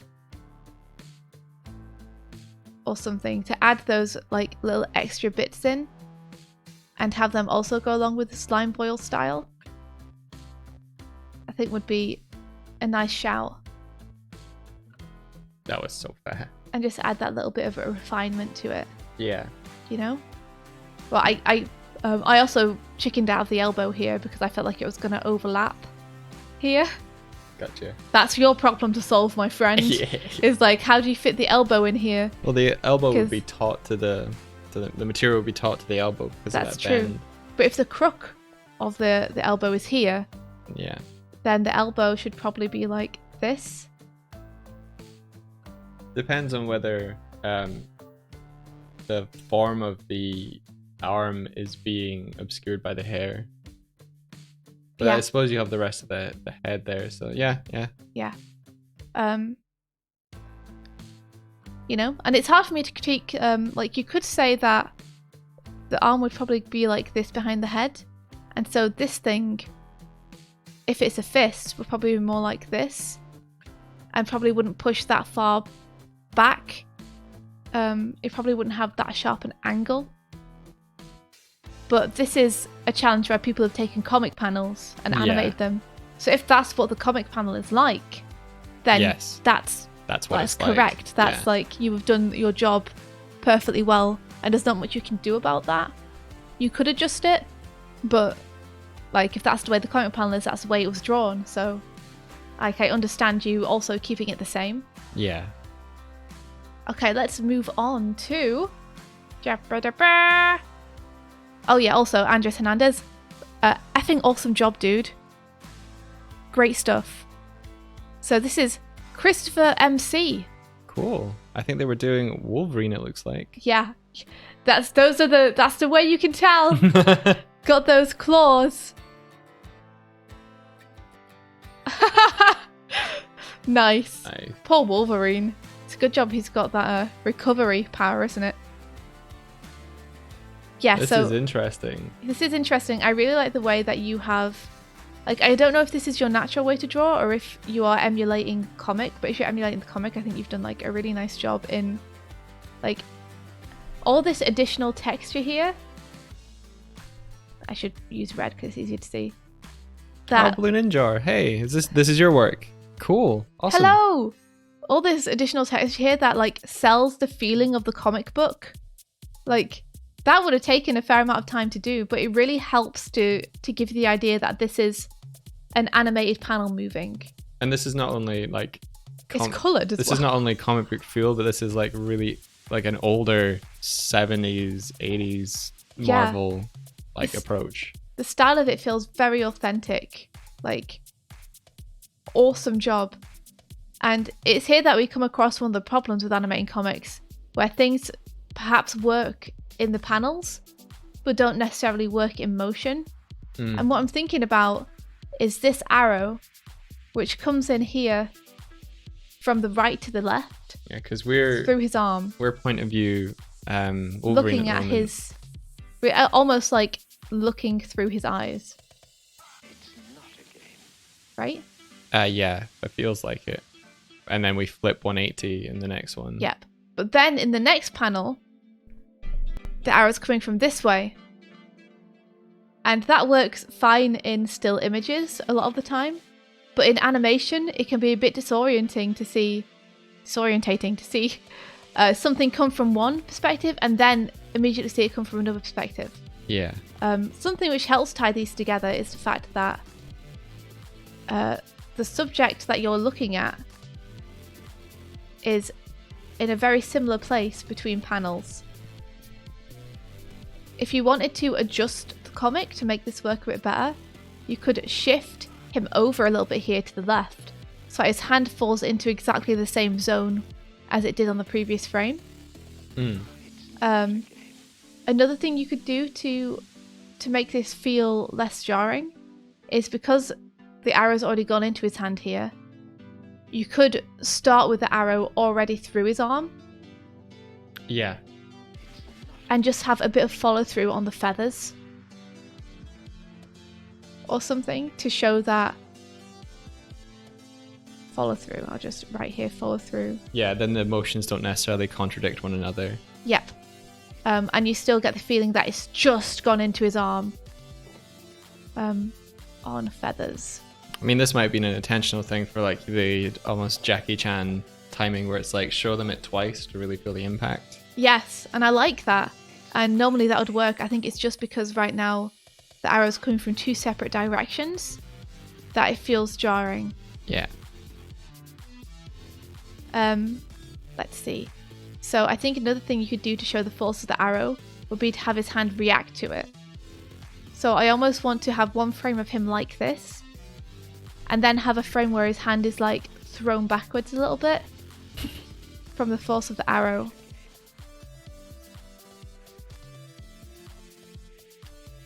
I should use red because this is going to be hard to see, considering that your line art is black too.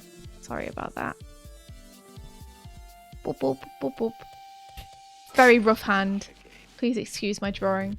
Orlando says, "Oh shit, bro, they shanked my arm." Oh shit! So to have that recoil to show the force of the arrow. To show, like, unless the statement is he's so tough that, like, he's not even gonna, like, it doesn't even affect him. But then the fact that his face reacts later in this makes me feel like it's meant to be like a oh shit moment. Someone shot him. So I think in this case showing the force of the arrow would help that. And then you have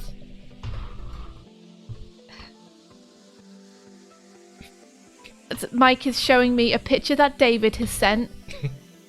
I'm assuming it's David. Oh yeah, how can you tell, India? And then we have this, which is more like a keyframe, to be honest, because you ping straight to it. It's like a keyframe, and I think it's a nice key. I think you could start anticipating it earlier, like if you wanted to add some more frames on here. So one thing that I love to do is anticipate the anticipation, because I don't necessarily want to have a big movement on his head and a big movement on his hand at the same time, because I want there to be texture there. So you could throw his head up a little bit here, so he's like anticipate the anticipate. Widen his eyes, like, you fucking what, mate? You did what? You shot me?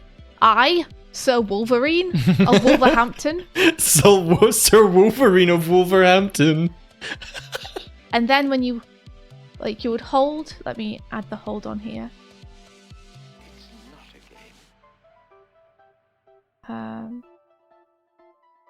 Yeah. So you would keep this held, the recoil frame, or you would just ping it back a little bit. And then I'd put in the anticipation here where he's like about to howl. So his head would go down. He'd be like, I'm always angry. And then when he throws his head back here, it feels like more of a change. You have more contrast there. The only other thing I'd say is watch out for moving things like his sleeve here and not having it affect the rest of his body. So if his hand and his sleeve are going down, if you have time, of course. Again, this was a 3-hour challenge, so take all notes with a pinch of salt, because I realise you guys might not have had time to do everything you wanted to with these. But I hope this is helpful. Then his upper arm. Like, because the movement of his hand coming down is motivated from his upper arm. In order to move his hand down, you need to move your upper arm, because your upper arm is attached to your elbow is attached to your wrist is attached to your hand. If you try to move your hand downwards without moving your upper arm, there's nothing you can do. You can only rotate. So for him to move his hand down here, we need his upper arm also to come down. Are you showing on screen? Yeah. That's, oh my gosh, just the effing feet, man. Oh, I hate it so much. You know, David, you better be publishing like a book of these. You better be publishing a book of these. I want them in book form, please. So yeah, I'd have him come up like this and then maybe cushion into that. So bring his head up even higher. Cushion in to head pose. So really, like, my notes for this are just about adding some in-betweens and such to it. Mm-hmm. I think the style that you have is really cool at the minute, and you are limited by what's happening in the panels. I do think there are a couple of things that you could improve from the original thing, the original source material. The shines here, I think, feel a bit even. They're all very similar size and shape, and they all travel at the same rate. Yeah, you could offset those, Yeah. so it's like I think shing, yeah. having it really like, wow, go up in a curve instead, and almost even travel at different rates where they start slower at the bottom. If I do a little animation shot here. If you want to see shines shining over an object, you should check out David Liu's work on Night Runner Magnum Bullets, because Yes. there's so many shines. David A whole is, car full of shines. as well as just being like a general awesome, cool human being, and a fantastic artist, David also has incredible Ow. animation effect skills. Sorry. And you can see them in a lot of the Knights projects, because he lent his effect skills to both Night Runner and Starlight Brigade. There are some Starlight Brigade effects shots in there from David. The thing is, you would give David a shot and be like, can you clean this up please, David, and add some lighting, and he'd be like, yeah, sure, and it would come back with about 5 different shines on it that like really up it Yeah. and make it look amazing. You'd be like, thanks. But then he'd also be like, you can use what you want from this. I didn't ask you to do that, and you've like put all this extra awesome stuff on it. There'd also Thank be you. a gross drawing off the side Yeah, as there well. would also be like, Sung would have like a shriveled arm off camera or something. There's a shot with the lineup of the heroes from Starlight Brigade. You know that epic shot where they're like listening to the director talking to them, and you see them all stood together. David's drawn their feet, but like as if they're like half a meter tall. Yeah, Below the canvas. just and like just tiny different- baby feet underneath the camera, and like I think Ninja Brian's arm is obscured behind Sung as well, and it's just like the most terrifying thing. Clyde, thank you so much for the host, my dude. Oh, thank you, Clyde. Welcome to the Animation Breakfast Club. I'm Doig, this is Swift. You've caught us in the middle of The Animorning Challenge reviews. The Animorning Challenge reviews. We're going through people's work and giving them advice and feedback. Yeah. Also, anyone in the chat who doesn't happen to know who Clyde is, you really should. He's an amazing animator. If you've heard of Bitey of Brackenwood, I got the name right that time. I didn't say Blackwood, which is good. Then Bitey of Brackenwood, that's the one. Bitey of Brackenwood, then you will know his work because he's the creator of that. And he's currently making a film, like a feature, a 2D feature of that. That's going to be about 20 minutes long. He's working on it most every day on his Twitch channel. He's an incredibly giving, supportive creator who is happy to answer animation questions and has really helped Mike and I out with some stuff as well. And his film is like, it's looking astonishing. You guys need to go and check it out. You really do. Okay, so Christopher, thank you so much. This was awesome to look at. Thank you for submitting to the Animorning Challenge and taking part. Great work, my dude. Oh, and he storyboards for Bob's Burgers too. Thanks, Harbinger. So good. I really want to watch Bob's Burgers. I haven't, but I caught like an episode. And is it? And really it was amazing? like one of the funniest things I've ever seen in my life. Okay, I really want to watch it. So much I want to watch with you. India was saying to me like, "There's not enough time to watch things. I need to be making more things." The thing is, people tell me I need to relax and watch more stuff, and so I've been trying to do that. But also, like, one of the ways that I relax is to make stuff. Yeah. I just enjoy doing that in my free time. Rory, thank follow. you for the follow. I think that's Rory. Rory. So Hinkapink Art has done what looks like Full Metal Alchemist, which is a series that I've been pushing Mike to watch. Full Metal Alchemist. Yes. Okay. Oh. Ooh. This is a real nice motion, Hinkapink. I love that. I'm a big fan of this. Especially the timing that you have on your frames here. The timing and the spacing of this, like, really do make it feel epic. Like, nice job getting that cam move feeling convincing too. It feels like you've done that cam move frame by frame with your drawings rather than using a camera. Like, there's a real nice pace to this. It takes its time. And I think that's really important when it comes to animating anything that has to, like, feel epic. So, here, this is kind of what I was talking about earlier with the weight shifts. And the way that if you put all your weight on one leg, you kind of have to shift over. So you can see here, Hinkapink has him putting his weight first on this knee. The weight goes down. I spelled weight wrong because I'm professional. So the weight's down on this point, and because all the weight is coming down here, the pelvis shifts to go more over into that direction, taking the weight off this knee a little bit. And you can see that in the way that the pelvis is moved over, and the pelvis itself is also bringing over the shoulders here, which are swinging. Oh, look at this nice circular motion we have too. So the shoulders are swinging round like this. And you can see this in the relationship of the head to the shoulders.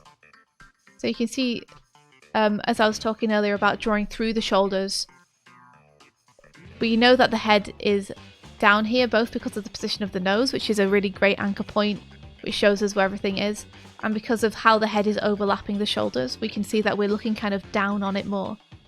And then as we swing back, the head is less in front of the shoulders. It comes up a little bit, and the torso also elongates, which shows us that we're looking at it more front on.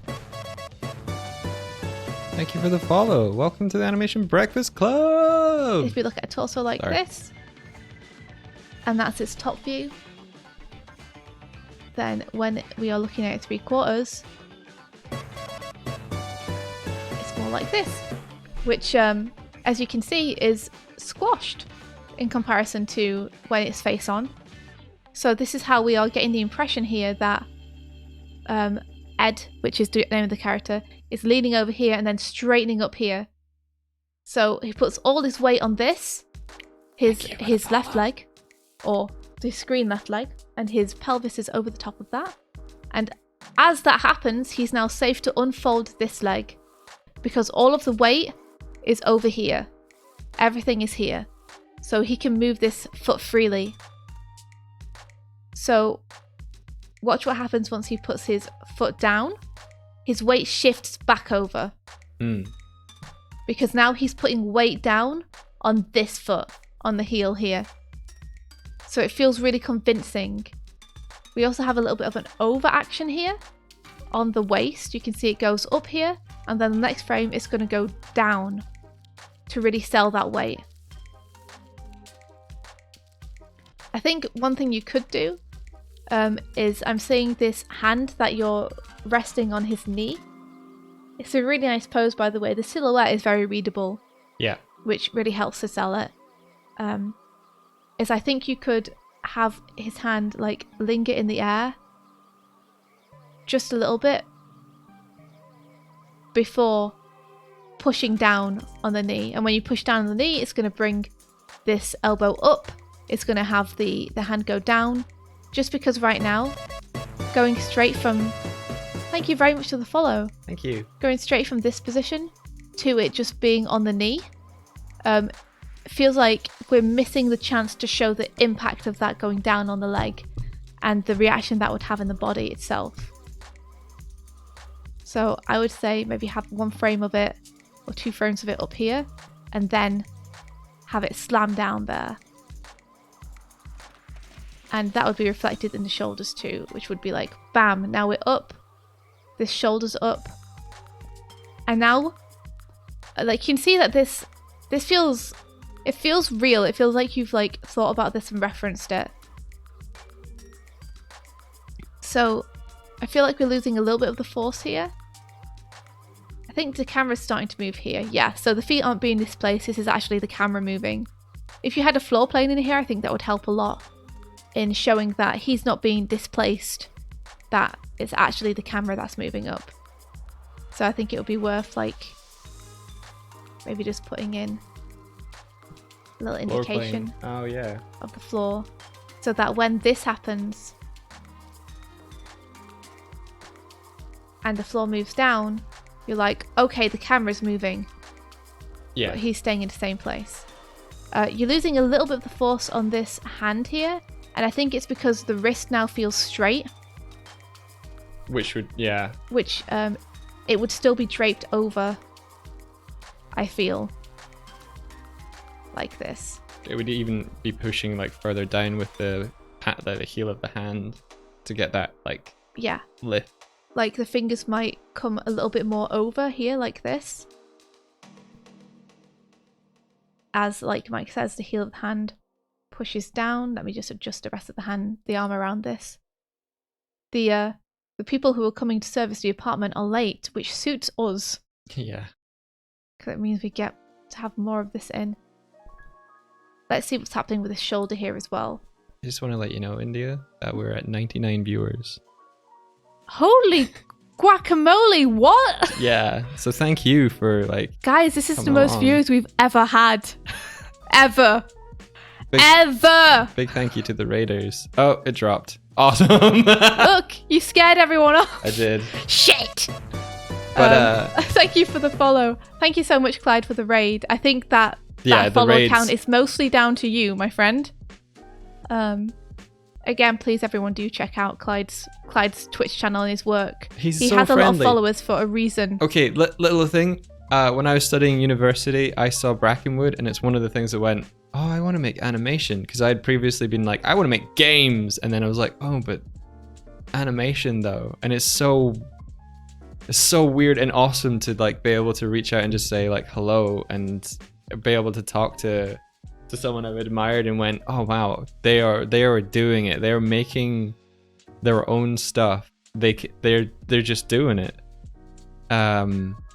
It's just really inspiring and really cool to connect with people like that over platforms like this.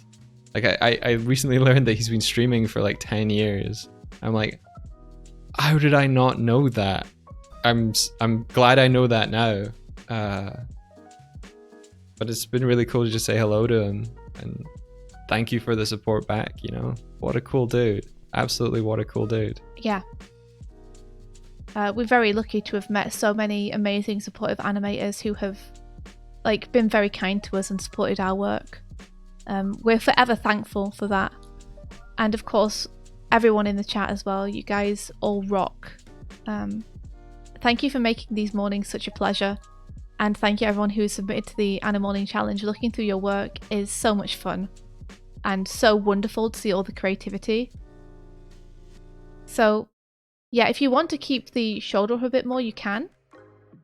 Gonna like amend that so you can keep the shoulder up a bit more. It feels like here the torso would be in front. You have here the shoulder being in front, but I think given the position of the head leaning forward and the center point here that you have on the chest as it comes forward, it feels like that entire chest area would be much more forward here.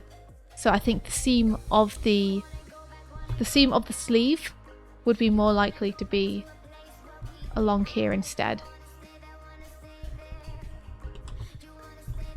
Let's see, and then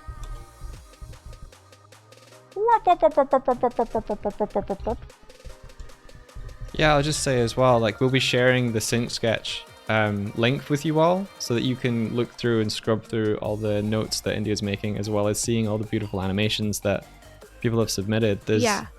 We're really blown away by people participating in this, and we're really happy that you all are like, you know, pushing yourselves and trying out this new stuff.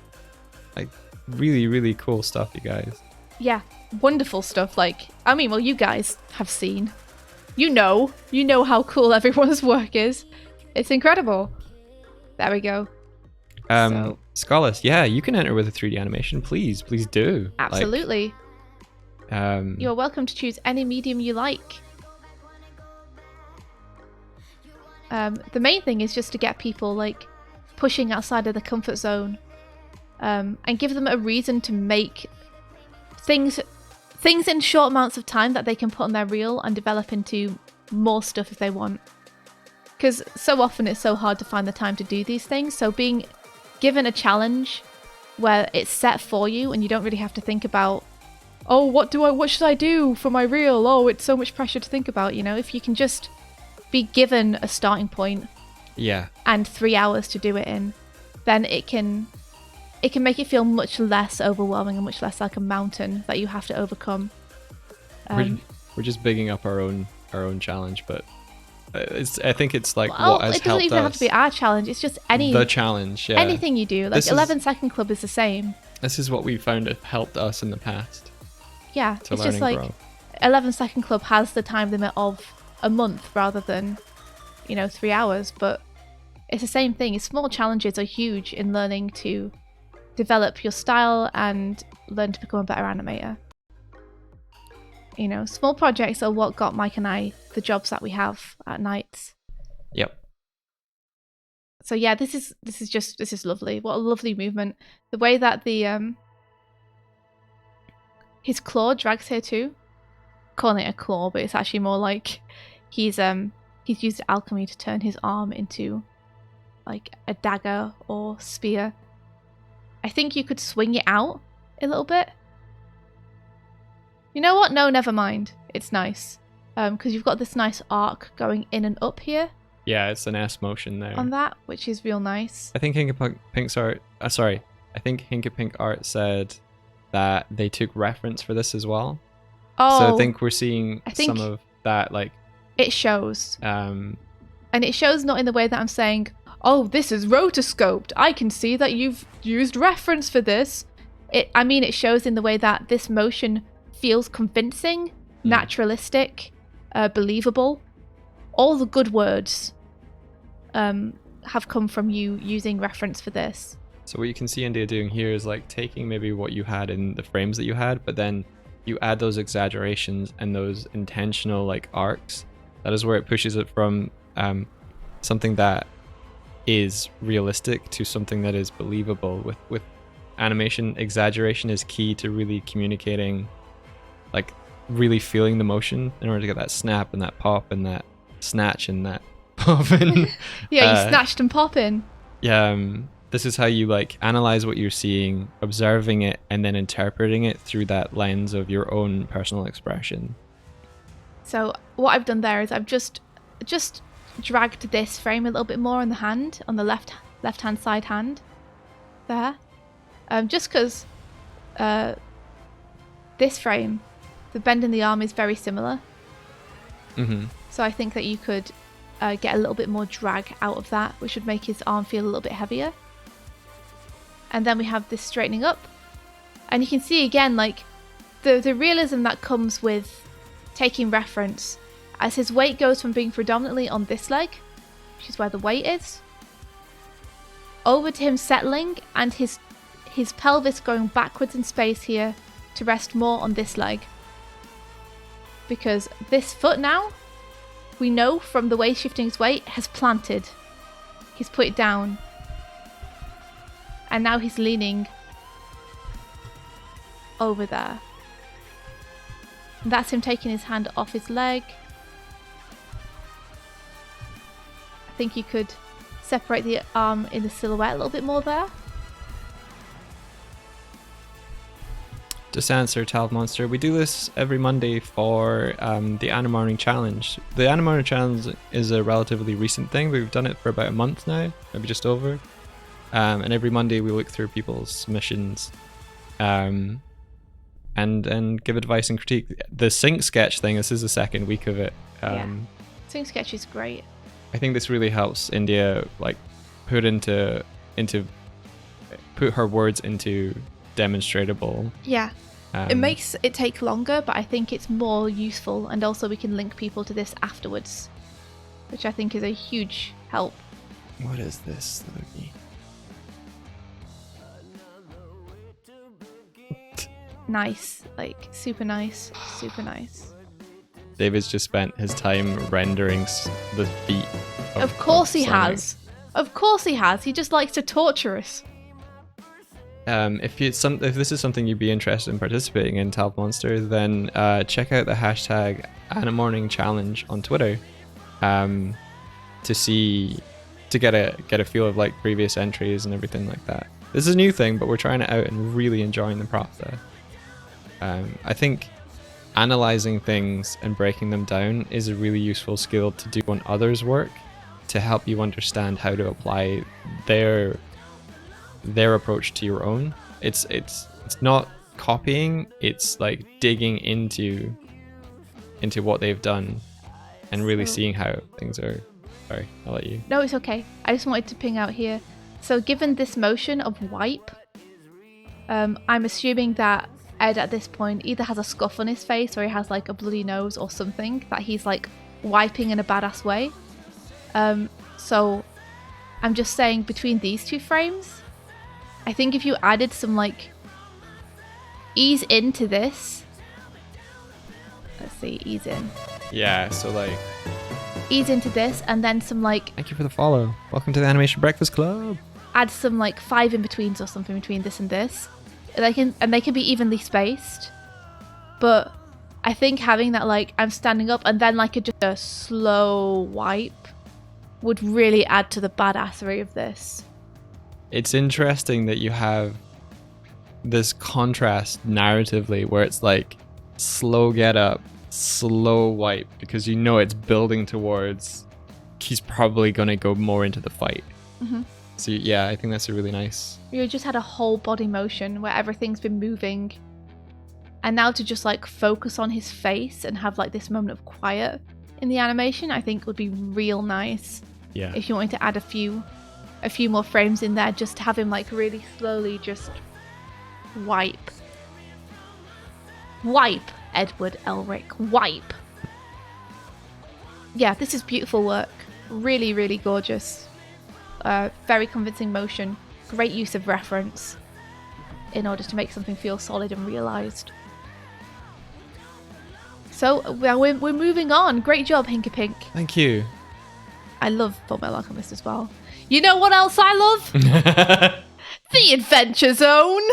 Whoa! I recognise this boy. This is Taco the Wizard. So Michael Sardi, thank you so much for participating in the Animorning Challenge. Yes, thank you. So It looks like they have taken one of the panels from the Adventure Zone, Here There Be Gerblins, which is the first graphic novel from the Adventure Zone, with character designs by Carrie Peach, which Michael has also very kindly tagged in the Twitter upload. So much appreciate that, dude. Thank you for like calling out the artist who designed them. She deserves more love. She's lovely. She's great. And yeah, I love this series, so I'm excited. Oh my gosh. Yes, I know you. I know you because I recognize I've spoken to you before. Yeah, I've always loved this design.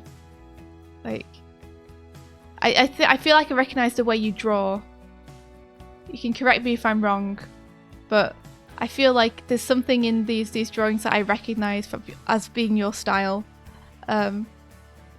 Yeah, this is wonderful. Thank you for the blocking, by the way. The blocking is a big help when it comes to looking at these poses and the animations. You've also got like a rotating background in here too. I'm wondering if that's 3D or something. Like a blurred 3D. But it definitely helps to sell that can move. Like this rotation is very convincing. Really nice. Like, and you basically just have keys in here, but they're all working and reading so well. Getting that panel to flow into that one is the challenge here. And yeah. I think you've nailed it. You have absolutely nailed it. That pan around and the little zoom in on Magic Brian, which is this villain's name for those who aren't aware. It's fantastic. Also, I love just the character you have in his expression here. In Taco's expression, like he really doesn't give an F. Like he's so done with everything. I believe Michael watches these on YouTube on the VOD. So yo, if you're watching this later, thank you so much. Thank you so much. Hello there from the past. The poses are so nice. Like, I mean, obviously the big note would be, I'd love to see this with in-betweens. Yeah. Because these key poses are all reading really well. The poses are nice, they feel convincing, the perspective is nice. Like, look how that arm goes back in space there and forward in space. Like, really you obviously have a handle on it. Even the little transformations on the head, where his ear, which is furthest from cam, goes away. And the brim of his hat, like, tilts slightly. Super nice. I think these effects, you could sharpen them a little bit. Yeah. Like, the blobbiness of the effects here doesn't really work to sell the feeling of this. Let me just get that off. There we are. As a planning phase for this, though. Yeah, as a planning phase for this is fantastic. So yeah, we're rotating round. Really nice arcs. Like, we have a nice little arc going on here with his head, where it like does a little swoop. You see it goes down here and then starts to come back up there. Imlet is saying, Tib, FX critique. Tib, where are you? Nice rotation around the hand as well. Super nice. Like, I'm looking for things that I can critique, but this is very competent. Yeah,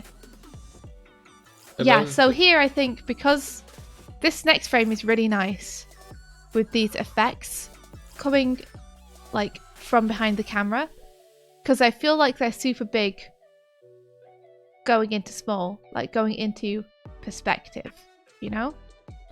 But the previous frame, it also feels kind of like they're getting bigger going towards this side of the screen, the right hand side of the screen. Yeah. Whereas I think what you want is for them to be going away from the screen at this point. Yep. So I think if you focus on trying to make them feel like they're getting smaller as they go instead, and really like heading towards something off screen. Yeah, you got the indication of the guy coming in there, so I would almost feel like they should be going slightly more into Z than perhaps you've got there. Like this. Yeah. Yeah. There we go. And then I'll bring this one up too. It's tough. It's tough because you both got a rotation and a movement.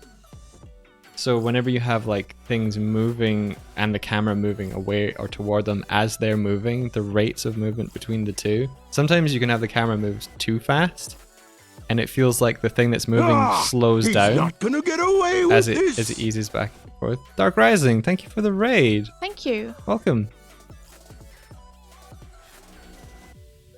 On the bright side.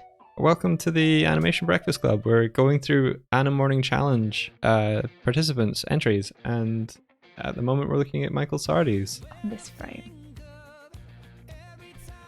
How was your stream, Dark Rising? How was it? You let us know. We're in the midst of something, so I would be more asking stuff, but yeah. And then we have a nice little arc here with the way that Brian comes in. Again, he does a whoop. You can see his leg here, and then he swoops down and he's coming up again. And this is a great opportunity for an impact frame. As the magic contacts his armor and shoots off, this is like a great opportunity to have like a real like black and white impact frame where we get to see like the force of the blast against his armor and invert the lighting a little bit. Yeah, great, but everything feels very convincing. Like the character models feel very consistent and the pose is very believable. I think his armor would probably be a little bit more like this on this frame. Pop, pop, pop, pop, pop, pop.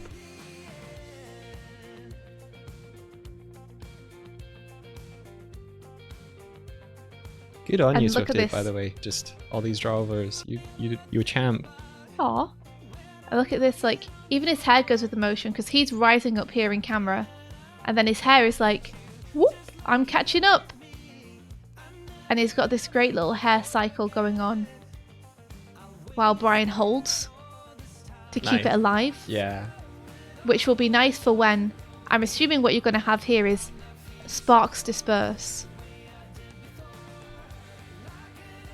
And imagine, sir, if you were to finish this animation and you had like lighting on it too, and the lighting were to like also shrink down as the magic disperses off. That'd be really cool. You know? I'd love to see this with lighting. And then it's That's such a great expression. I wonder if that was one of the key poses from the comic. And just like a very like fast time save there with Brian just traveling down, but it totally works and sells it as like a stand-in in between. And then Brian raises his staff. And I'd be interested to see what you would do the breakdown for with this. And the camera follows it. And then shoots.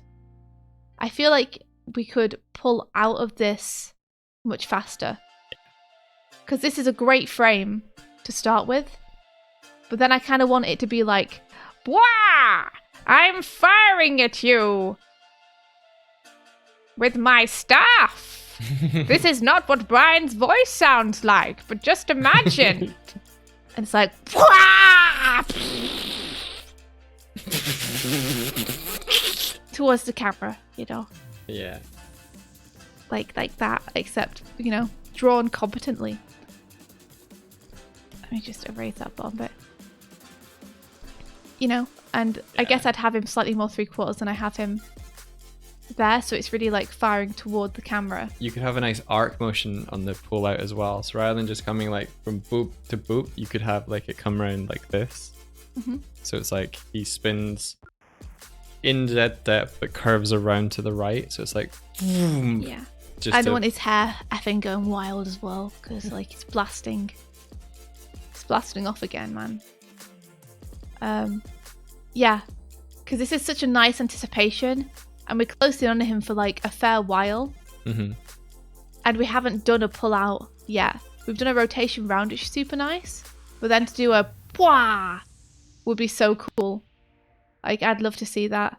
It's very hard for me to find much else to critique on this because it's in its first stages of key posing, but it's very competent, very solid, very good. Like, I think it's great so far. It's wonderful. I want to see it proofed up. It's so cool. Just watch those effects. Make sure when you do a pass over them, you really sharpen them up. And do a lot of something Tib has been telling me is do a lot of thin to thick as well. So, for example, let me find a frame I haven't already drawn on. Instead of having your effects looking like this, like you really want to go with like more of this kind of thing, where there's like more variation in it and a bit splitting off from it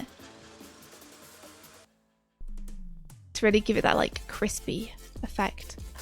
How you choose to animate the magic is entirely up to you, but that's just general advice that I've been given on how to make things feel more exciting and dynamic. This would be, I think, a magic missile spell, if I remember. Yeah. That's why there are 3 of them. Yeah.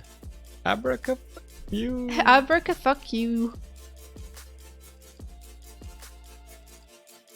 This is the part where he's like, maybe you'd like to see how I do a magic missile spell. Yeah, that's wonderful. Awesome work. Michael Sardi, thank you so much for taking part. Thank you. Okay, now we're on to Seba Solar, which was one I just saw this morning. Nice. Would you be able to pull up Twitter, Mike, and check what comic this is from? Yeah. Because I can't remember off the top of my head. So check this out, guys. What a fun loop. Like, this is another one which is like extremely like very, very competent, very great stuff.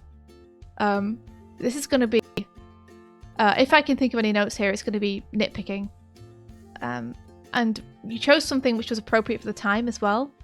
Like, a cycle like this is something which you can achieve in the time.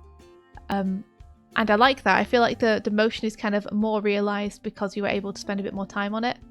You can see that the tail is only in keys at the minute, but it looks like the motion for that is going to work super nice. So this is an animator panel from a comic book, and this is from Alejo Valdearina and Diego Greco's Dino Boy and His Magic Bag.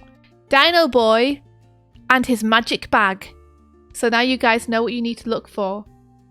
So to call out some nice things, we have some nice circles going on with the hands here. Let's see. You could probably make those circles a little bit smoother with the hands, particularly on the second one there. The screen right hand, I think, is working very well. The screen left hand, there's just like a little bit here where it feels like it almost does a swoop down and up and then around. I think you could, if you gave this a little bit more of an arc, you could get like a nicer circular motion out of that.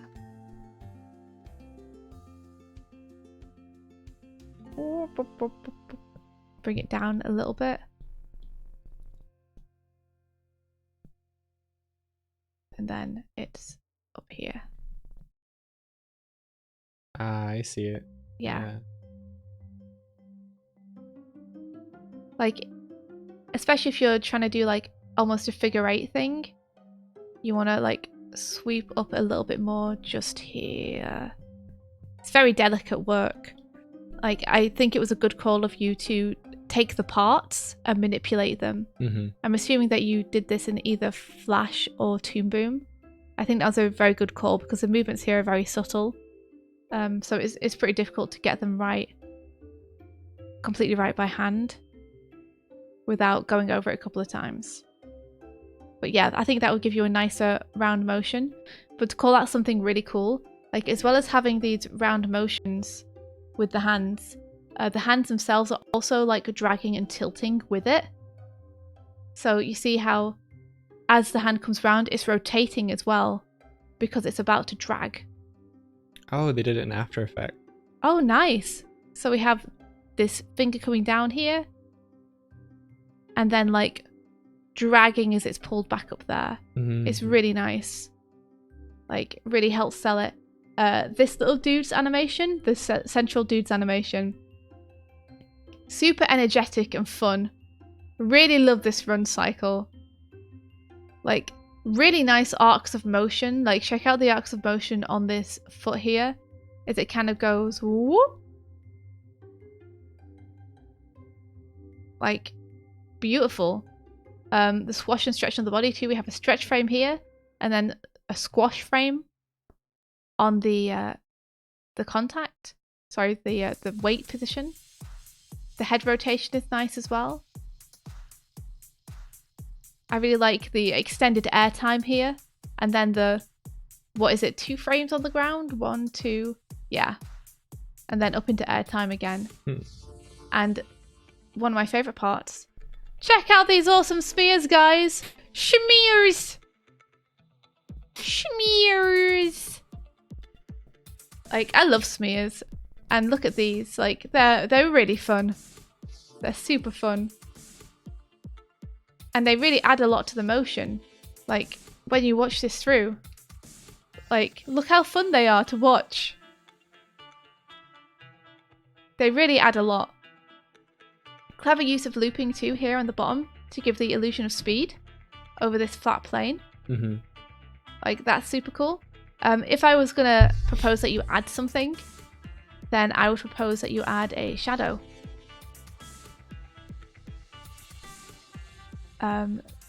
To really like place the character. You know, and you would have that shadow shrinking as he gets further away from it. And you could also like, if my eraser would work, also put like little speed lines in the shadow that are also like looped. Ah, clever. So you also like, you still get the feeling of the momentum. And that the shadow is traveling over something. Yeah, you'd probably want to give it more of a curve than I have given it there too, to show the curvature of the ground plane that he's on. But yeah, I think that would be a nice addition to really like ground this character in the reality.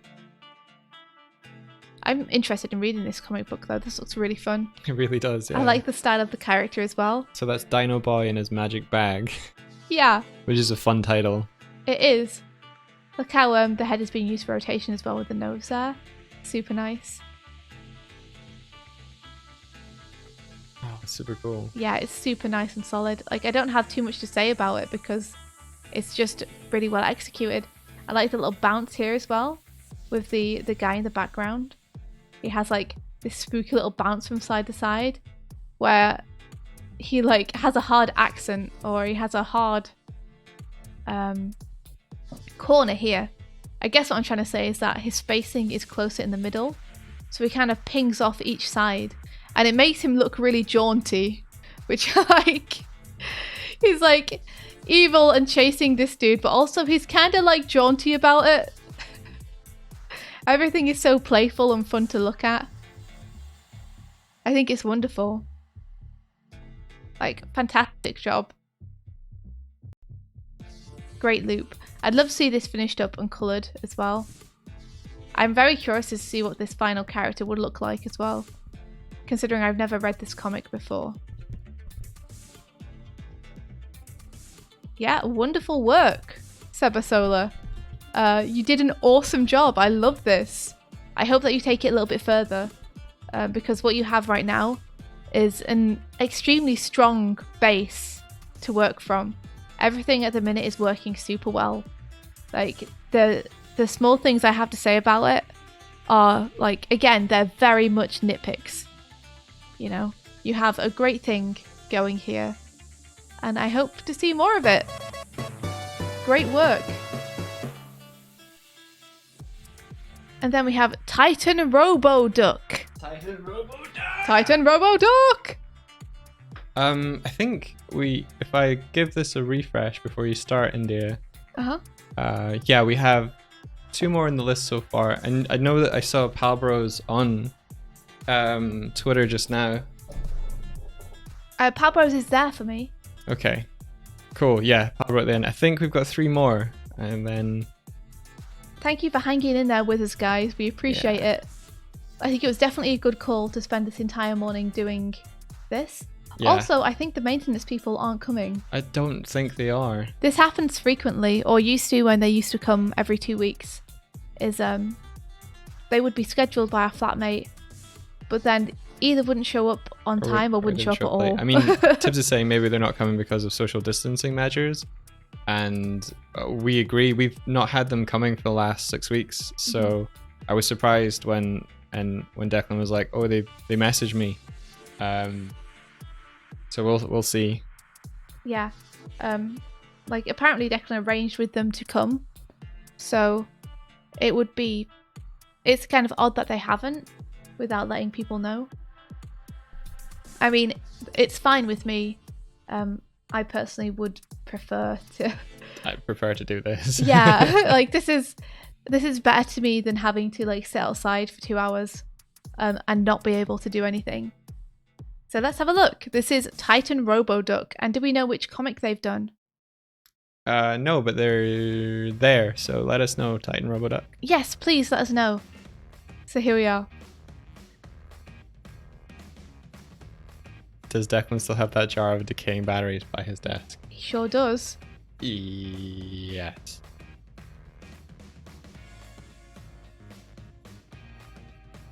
Oh. Wait. Enable sync playback? Sorry. That's okay. If you guys missed that, I'm just going to start it again. Because something happened at the end which very much took me off guard. Hang on, India. This isn't playing for me properly, so let me just refresh. Maybe I'll play it from this side. Yeah, feel free to, please.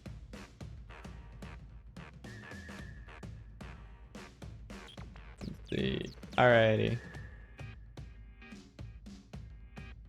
So there are no shells left. It's almost out of gas. Finally, if we take this back, Wes is just going to tell us to booby trap it and leave it there, but we think it's functional. Man, I so wanted to do something fun with this. Wait, I have an idea. You hear something? I knew it would get you too. Just that, we get 2 frames at the end of that explosion.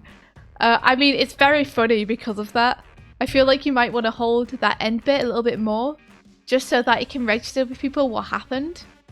So, holy crap. One thing, this is this is a large amount for 3 hours. So, nice going, Robo-Duck. Good job. Did Robo-Duck say what comic this was from, by the way? Gone with the Blast Wave, maybe? Gone with the Blast Wave. Okay. I'm not sure, though. So, first of all, I want to say, very, very good job on, trying to use perspective here. That Yes. is, using perspective is tough, and anyone who includes it in their work, we very much, it makes a big difference. And it's a really good thing to learn to do. Yeah, being able to plot out all of your actions in a space really helps, and putting those floor grids down really does help you get more of a sense of the space you have to play in. Yeah. And for things to move away from and toward you. Makes everything feel much more grounded, you know? It really helps make things feel convincing and they're not just happening in a void. So awesome job putting down these perspective grids. That said, I'm not 100% sure that the perspective on these background windows, I'm assuming they're either windows or this is maybe a column attached to a ceiling. Mm-hmm. That's obscuring the light, and this is the sky or something. I'm not 100% that they are working right now in the perspective. Let's see. I think there's not enough information. Yeah. I think it might be helpful to have a floor grid actually put forward too. So you would follow these lines here I am doing a really bad floor grid and not following the line. Perspective is something I'm also learning, guys. So you would follow this to get your floor grid. And it would be worth probably drawing it on your backgrounds as well. So that you can like really see where everything is meant to be. Obviously you'll draw it on better than this. This is me like just giving you the indication, but you would want to draw this on with like an actual ruler and straight lines. So having like these planes, if that's your horizon line, it'll be something like this, actually drawn onto your background, will be a big help in understanding how to interpret it, I think. Because at the minute, we're just for very simple lines. There's just not enough visual information for us to be able to really determine how accurate that is. Let's see. Just putting a heart in chat because Guacanaka came over here because of seeing Habo's amazing animation. Oh, nice. Heart. Yeah. Big heart. Big heart to you and to Habo, who is, I think we can all agree, an amazing animator and a good friend. A great person who deserves the world. Yeah, so I think something like this, like already this feels to me like a more convincing a space. But I think it needed those extra grid lines in there to really make it feel like it was a solid environment. What do you think, Mike? Does that help? Yes, yeah, it does. Your silence is worrying me. No, like, sorry, I have I'm done thinking okay, haven't I? I'm not giving bad advice here. No, it's good. I think maybe what we're maybe seeing is that like they're, from your environment, I might have gleaned the fact that they might be in like a parking garage higher up, and that's how they just drive it off the edge. That's what I was thinking. Yeah, like, sorry, my silence is me interpreting that and like thinking and stuff. Yeah. Yeah, that's what I'm thinking. It's because of the shot you have at the end. I better hold on. I'm gonna make sure that this grid doesn't stay on all the way through, so that it's there we go. Yeah, because this drops on them from above, and they look like they're outside a building here. Yeah. That makes me feel like perhaps this is meant to be an environment out here where it's got like an open air kind of. It's open to the air, you know? Yeah. So they can just drive it off the edge. So, let's see. So there are a couple of things I think that you could do to really amp this up. I don't know if the style of speech bubble is the same as in the comic, because I'm not super familiar with the comic. But I think that you could do a similar thing to Habo, and I think it would help to sell the speech if you had those speech bubbles do a little bit of a pop-up, just to draw your eye to them, especially because the text in them is very small. I think you could scale that up overall. Again, you might be limited by what the actual comic itself is doing, but I think you could like go for something more like this and have it pop up, and it would be like a bit easier to read what's going on. Just because like the text is so small, like you kind of have to like lean in to see it. Yeah. See, I also feel like maybe this dude's head shrinks a little bit as he turns around. And I'm looking at this on a 32-inch monitor. Yes, you are. So, well, TV, really old TV. You know what? Maybe it doesn't, because this is the side of this, right? So, in actual fact, maybe it doesn't. But yeah, you want to look at your... you want to maybe keep this speech bubble a little bit closer to the center of the screen, just so that it's like easy for your eyes to ping to that. Maybe like there-ish. We'll just keep it like slightly further away from the very edge of the composition here. I always try to avoid having my lines connect with the edge of the composition. and give it like a nice little bit of buffer room, so that people tend to keep their eyes in the screen, in the middle of the screen, a little bit more than around the edges, so it makes it a little bit easier for your eyes to travel there faster. Yeah, for this pose, for example, like, obviously this is a huge amount to have done in 3 hours, so I commend you on that. If I was, again, to like nitpick a little and look at what I think you could change about this to make it better, if potentially you had more than 3 hours, I would say that you want to avoid reusing the bodies when the entire body changes pose. Yeah. So here we have him from behind, and when he turns around, we can see that we're repeating the collar and the arm line. Whereas I think you really want to just take the extra time to redraw those, because otherwise it can make the posing a little bit confusing. It's the same thing as animation tangents, which are a lot like just regular illustration tangents, where two lines intersect at a point that makes them confusing to tell which is overlapping the other. Yep.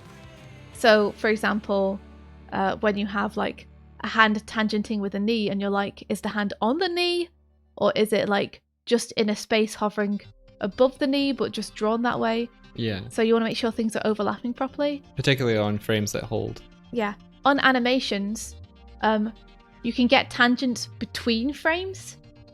So if you have one frame with a line somewhere and the next frame has a different position, but that exact same line feels like it's in exactly the same place, it can make it more difficult to read the different poses, because your brain realizes that something is still the same, which confuses it for a second. Is it like cognitive dissonance?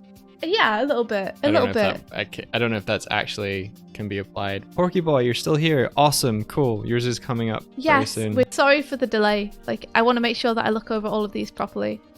So yeah, just redrawing this will make it much easier to read as a new pose.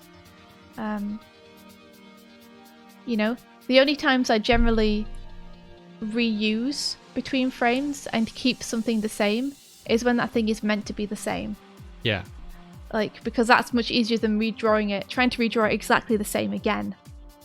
Whereas with this, because the entire body position is changing, you don't want it to be the same necessarily. Yeah, you want to like refresh the idea. Yeah, although you know what? Looking at this closer, we have this little antennae coming out the back here, and that rotates around. Yeah. So I think actually it's not completely facing the back like I thought it was. I think that this is more side on, in which case I think if you add a little eye there, so that it's clear that it's rotating between the frames, rather than like the stripe is helping too, then that would help. I still feel like the body needs to be a redraw though. There we go. Just because he's twisting his torso, not just his head, which is shown in the fact that you've like redrawn the shoulders and the arms and such, that his torso is twisting. Also the fact that if his torso wasn't twisting, the antennae at the back wouldn't be circling around. Yeah. There Good we go. detail. It is a nice detail. That really helps sell the depth. Like, that was a great call to have that circling around like that. And then this one's fine. Look at this sphere frame. Awesome. Nice job, dude. Yeah, like if you were to in between this fully, because I know this is just key poses at the minute, which is totally fine. If you were to add in betweens, I'd love to see like a little hard accent or slow into that. And then we have this pose. So this is another one which pinged out to me as being one where you would want to redraw the body, because like he's throwing his head back and raising his shoulders. His arm feels like it's getting a little bit longer potentially, so I think you want to like... If you'd like to know what hard accent is, India explained it earlier in this stream session. Yes, I can explain it briefly again if you like. No, I think it's like the VOD will be there. Keep going. Okay. Well, essentially a hard accent just makes it feel more springy in your in-betweens and less like a smooth slide in. So yeah, I think you you'd want to avoid reusing the body here and really like throw that chest out. If he's leaning back, you know, push that chest forward like this. And if his shoulders are raising, then his elbows are going to be a little bit further up because his arms are a little bit further up. I think something a little bit more like that might feel more on model, just because it feels like his head and his hands grow a little bit. Also, I think to get more contrast, it might actually be nice to even ping his arms out further. Really go for like something like this.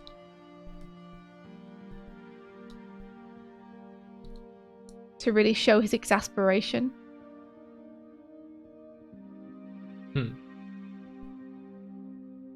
Like, man! Oh, jeez! Nice. And then this dude, like, he just needs a little breakdown. I'd love to see him, like, his head duck down a little bit as it comes round. You know? Before it goes. So he comes into it, so he's like, I have an idea. Yeah, like. It is funny, the deadpan sort of like, I have an idea. It is. You could go with that more if you wanted. I do think you need some kind of in-between in there. Yeah. If you can squeeze it in the time. And then, yeah, the cut here. The main note that I have on this shot is that it feels very flat, which is great for comedy. But because you're kind of showing... You're showing the horizon line here. I think you need to have like a little bit of a feeling of perspective going on. Because you've implied it. I don't know if that's meant to be another building, maybe. Oh, you think it's meant to be the roof of something? Yeah, I think so. Ah, it could be the roof of something rather than the floor plane then.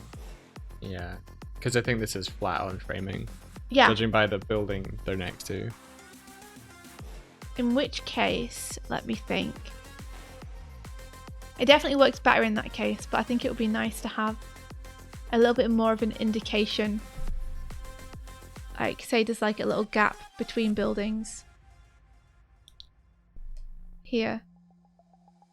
Because a lot of animation and posing and making stuff like this is just about making it like as clear as possible what people are looking at in the shortest possible amount of time. Mm-hmm.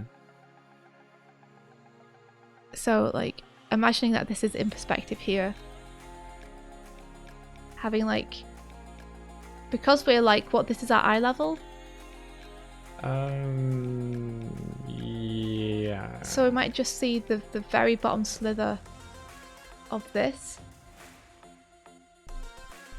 If it's got a rim. Like, even that much would like really help to just sell the perspective, and breaking up this bottom line with like a bit of trash or something. I like the use of this foreground element. That's very clever.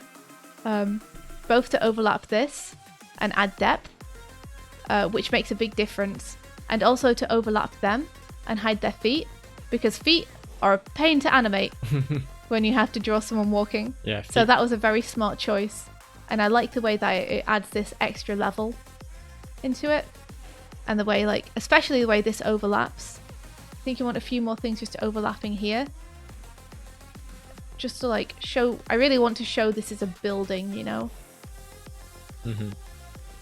As much as possible. Like, I'm not exactly sure what the building looks like because there's not very much information to go off. But assuming it's the same kind of building that was there, it might have, for example, like this going back. Yeah, and then you would link the ideas together. Yeah. Titan Robo was actually saying it was at the 2.5 hour mark, so that is Yeah. why it lacks detail. That's fair. I completely understand. Like, you've done a huge amount in 3 hours, so you should be very proud. And then, yeah, the last bit, this tank falling, which I love, I adore. I think you really wanna sell this, I think. So I would just advise adding maybe like 10 to 20 frames on the end here, where we really get to see like this smoke disperse. It'd be cool to have like really forceful like ear. I'm doing it for India. What, like? Like impact. Sorry, impact spikes up. So you really feel the force of it, like the tank coming down and it throwing things up. Be fun. Yeah. Like that? Yeah. Yeah. Remember also what we said last week about keeping your explosions too symmetrical? Mhm. Remember that you want to like really throw the symmetry off. You don't want it to feel too regular. Like you want to give it like some interest. I think look at the angle of the tank and see that like one side is gonna it's gonna like there's two faces to the tank. There's the long side and the short side. So use that as a guide for like how to. Oh wait, I imagined that it is coming straight down. It is coming straight down. Don't know why I thought it was an angle. But yeah, I really want to like see this just explode. It's great. So yeah, nice job, Titan Robo Duck. I'd say to move forward, focus on like really laying out the roadmap of the environments that your characters are in, because it'll really help you like push away from more flat compositions and try to push that posing a little bit if possible. Yeah. Yep. And see you, Habbo. Now we're on to Porky Boy. Porky Boy! See you, Habbo. So Porky Boy has also done Curl in the Glim. And I saw this for the first time this morning. And again, trigger Weepy India. Thank you very much for making the tears spring forth from my joyous heart. Aww. So, I mean, I'm going to say straight off the bat, this is lovely. And I'm going to give it a play so you guys can see. So amazing, like different to Habbo's, but like it has its own spirit that I really like. Like one of the things I like the most is this panel. Like you've added so much more life to this panel than was in the comic. And it's fantastic. I don't know if I had this face in the comic, but I love this. Like this eye dart. It's amazing. Like it's so fun. Like we've got a blink there to show that her thought process is changing. And then a realization. And then we have this nice like settle into this expression with the eyes keeping it alive as she looks around. Like the thing I like about this one a lot too is that whereas Habbo's went straight into the fantasy and went all fantasy, this is almost like it's the juxtaposition between what she wishes was happening and what's actually happening, both happening at the same time. Yeah. So what's actually happening is that she's super nervous and worried and panicking. And what she wishes was happening was that she was tackling it super well. Look at that beautiful frame. Oh. Yeah. That anticipation's really nice. It is, and like the foreshortening on these arms, the way that they're coming forward, that's real nice too. Like very convincing there on the hands coming forward. It's not an easy thing to do to push things forward in perspective like that. It takes like a certain level of draftsmanship to pull off. I like the way that you are also like the hair is coming up here and pushing backwards like this. There we go. Super nice. Really nice movement there.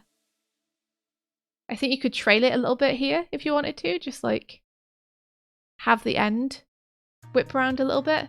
Would that obscure the expression though? Sorry to be contradictory. No, like that's a very good point. Like you'd want to try and make it not. Yeah, I see it there. So you'd have to like work with it like this to make sure you don't obscure the expression too much. I see it now, yeah. And then you would go back into this frame. That commentary was just me trying to understand as well, like stuff. Yeah. No, and then as you see it like kicks back a little bit, which is super nice. Really love this. Also, you guys are just spinning chalk. You're really good at it. I really like these little impacts you've added as well here. These are really fun. I never would have thought of adding these. But it's like, it's a very comic touch. Yeah. Which is nice. Oh, that's so cool. I'm just highlighting them in green so people can see them super well. Like that, super nice. Like really adds some spark to the movement as well. And look at this slow ease on the hand. Again, we're seeing the contrast. So we have these incredibly tight in-betweens on the hand as it's very slowly rotating round. And then we have these fast in-betweens and these spear drawings of this chalk. And the thing I love about animation too is you can get away with murder. I think I saw the bottom of the ink chalk is sort of, there's one frame there maybe where it's like blending with the palm of the hand. I would maybe overlap that a little bit. Okay, you would have the chalk overlap the palm like that. I don't know. Because you see they're overlapping the palm as well. Yeah, you could do that and then have it bam into the hand there. Nice smear frame there, by the way. And one of the things I was saying in Getting Away with Murder is that, I mean, that's not how you spin chalk. Like, just keeping your hand open. But, like, the motion is super convincing. You've got this really nice anticipation here. And then you kick straight into this. Like, these are ones, yeah. You kick straight into it with ones. Just open that hand right up. And then the momentum keeps the chalk spinning. So it's not realistic, but it's sure as heck is believable. It's fun. Yeah. Screw realism, right? And then look at this. So here, Porky Boy has grabbed it. And then we have an overshoot and then a back. So there's a tiny little stutter. And if you like close your fist really hard, you'll see that you overshoot then bounce back. Yeah. Because you're keeping your muscles tense. So that gives a real feeling of the force. That tiny little rebound there. Like, I don't know if you can see it clearly. I hope you can. I can. But there's like, I hope people on the stream can. But there's a tiny little rebound there which really like sells the force. And then look at this, clever. So you know I was talking about how you can have tangents in between frames. Yeah. Well, you can have tangents unintended between frames, and you can also repeat shapes between frames to make things feel smoother than they are. Right. So here, the hand flips from being palm up to being side on, which is a really big movement. But the thing which carries it is the repetition of this shape here. Ah, okay. So you and the overall shape. So you see how this angle here becomes this. Oh. Yeah, and you see how this angle here,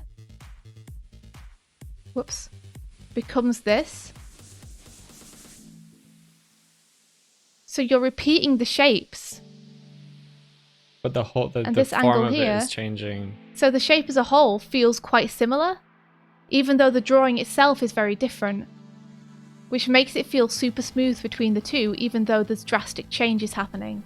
So you're kind of subliminally, or like you're kind of seeing those shapes transition over, even if like those are matching to the way you're seeing it rather than seeing the whole thing. Yeah, your brain is looking at the overall shape and the big landmarks more than it's looking at the individual details. And you can see the chalk as well is only moving slightly with that motion, even though it's a bit like it's a rotation, so it could have went too far.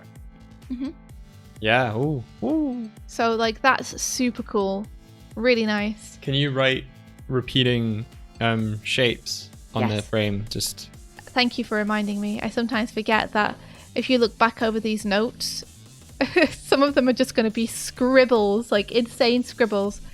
Repeating shapes add smoothness. give it a star as well. Okay, sure thing. Whoa, I never knew that before. Yeah, it's very cool. It's a cool technique when you want to get from one pose to another pose, and the two poses are quite different. You need to go a long way. But you have those like anchor replicating the points. shapes as much as you can Mm-hmm. will mean that your brain will gloss over it and see it as smooth. And then look, we have this little drag on the finger here now. The shape is distorting. I think you'd have to ask Porky, Solar Sabas. They said, are those things intentional or are they second nature to the person who animated this? I think they have to start off as intentional either way. So even if these were done subconsciously, at one point the artist would have learned like that this is a good thing to do. So we get like this nice shape distortion now, which is letting us know, like I might want to add just the shape of it going off screen here, because you've set up this nice wave motion. It'll be more like that. Yeah, I was gonna say. Yeah, you set up this nice wave motion, and just to finish it off and like sell it, I think you want to have that so it doesn't flash. Yeah, disappearing. Have the last part of that just telegraphed to people, so it really feels like they've got that. You've got that wave motion happening. So here's Midge coming in.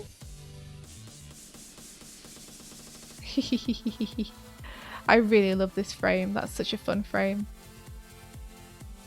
Like, you could have her come in with her head more down and then ping up. So that there's like an arc on the nose that goes like this. Or you could keep it the way you have it, which is more like the nose is rotating around like that. Mm-hmm. Porky said subconsciously, I think, but not having the shape pop was sort of my goal there. Yeah. And Tib says sometimes it's possible to do these things by accident or intuitively without thinking about why it works, but knowing why it works and how to do it effectively will help you put it into practice, which will help you, once you put it into practice, will help you do it deliberately, subconsciously. Yeah. Nice. That's why deliberate practice and repetition and really like thinking about what you're doing as you're doing it and repeating it, not just being like, yeah, like Porky saying it just felt right. Like if you're just scrubbing through the motion and you're watching it, any kind of those snags or those pops, or you're like something about that can be improved.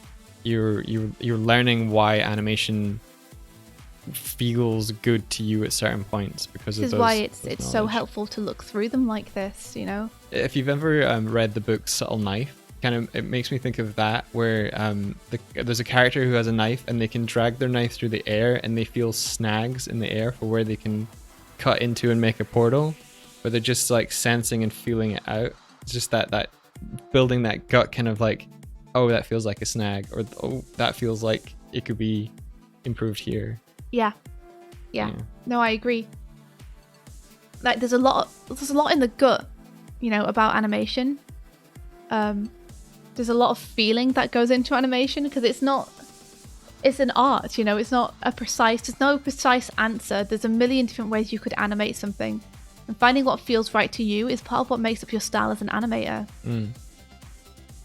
Yeah, but analyzing things like this, like, it helps to solidify the ideas in your head, because you might know these things but not saying them out loud and not seeing them in other people's work. It can be sometimes difficult to ingrain them within and remember to use techniques like this yourself.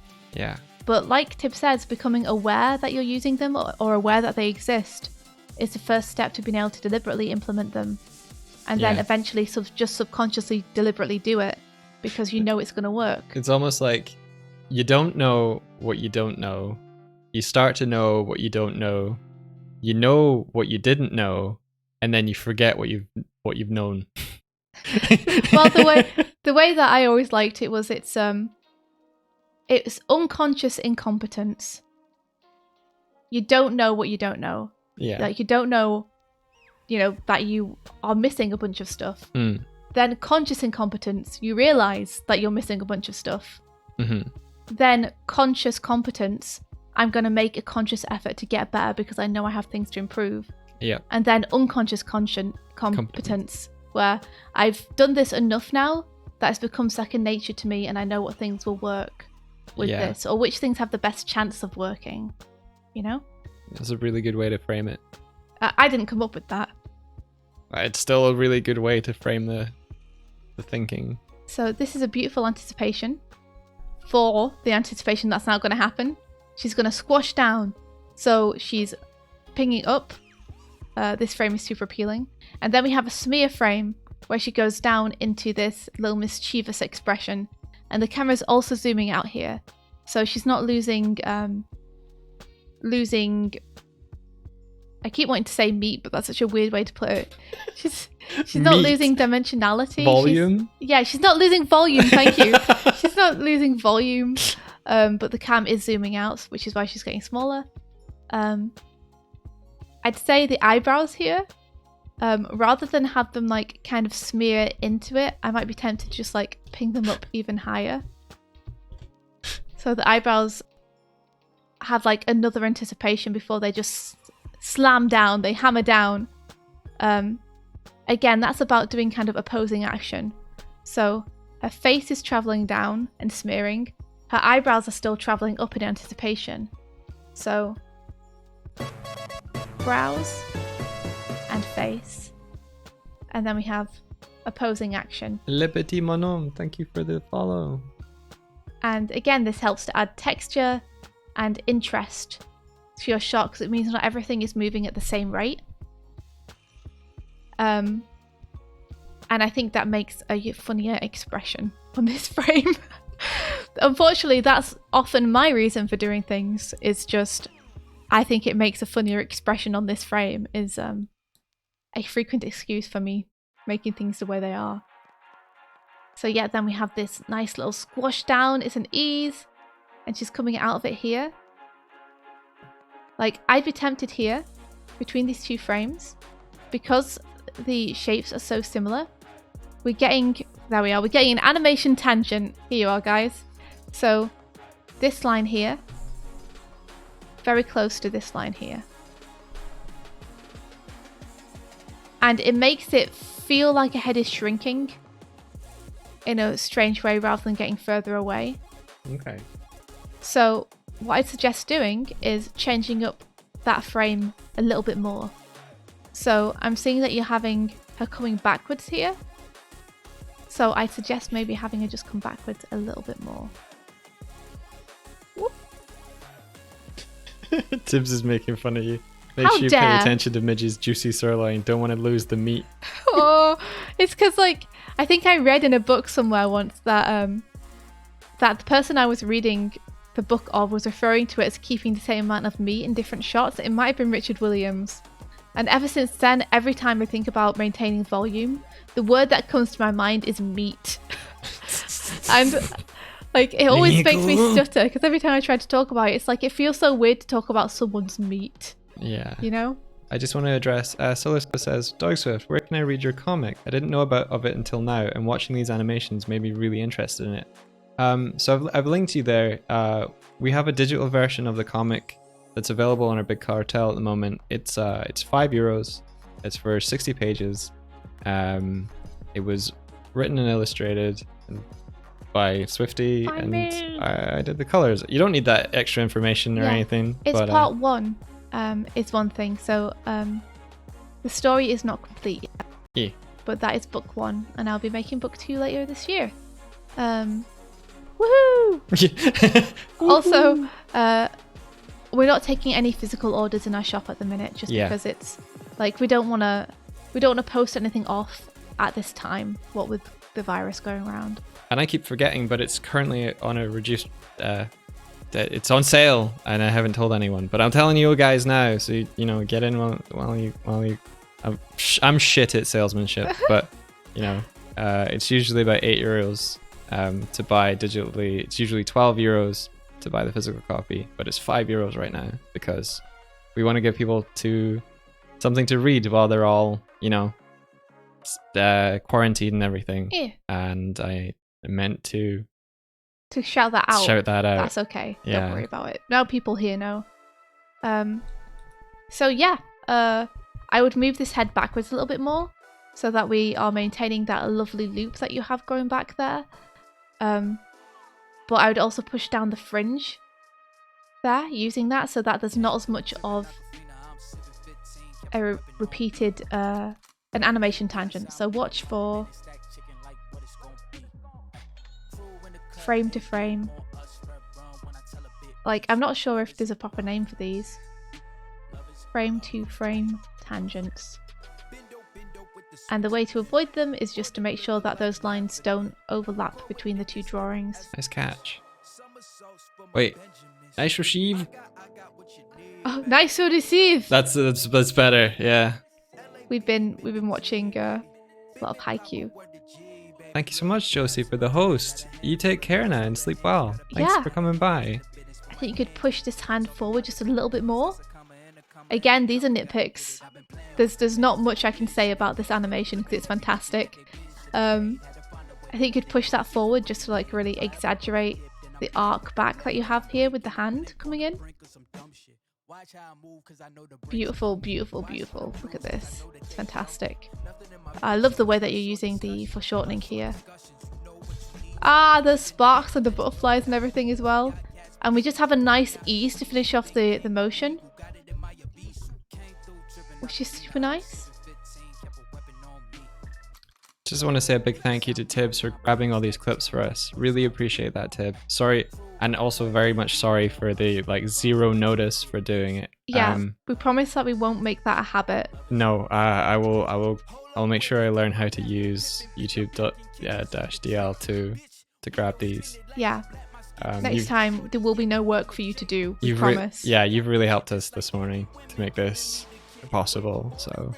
Got lovely drag on the nose. You all like Tib is starting to stream and stuff. Do you want me to give you a little shout out, Tib? Do it. Yeah. Do it. Because last time they streamed doing the drawovers that we did last week. So if you all are interested in like this motion here. Tib was the lead FX animator on the music video that we worked on, Starlight Brigade. Yeah. So they're full of good know-how about he knows the stuff for sure. About animation, anime, general tech stuff, coding. Like just a wonderful person to talk with about stuff. Very, very, very helpful. Super open with her knowledge. See, she's gonna help me with YouTube DL. She's cool. She's too kind. You should go follow her. Check her out on Twitter as well to see her work. Just be cool. She's cool. Be cool. You be cool. You're all cool. You great community of cool people. May I now continue? Sorry. I just noticed that the sleeve disappears a little bit. So watch sleeve. I was gonna say the motion here on the end, this ease in is very regular. But that doesn't matter because you have this wonderful texture being added here by these sparks, which are all moving at a different rate, and these butterflies. Like, they really offset one another well, and they make it feel nice and varied because of that. It's beautiful. This is just beautiful work. I love it. You've done a wonderful job. Porky Boy, did you stream your process on this on your Twitch? Because I know you did it last time, I think.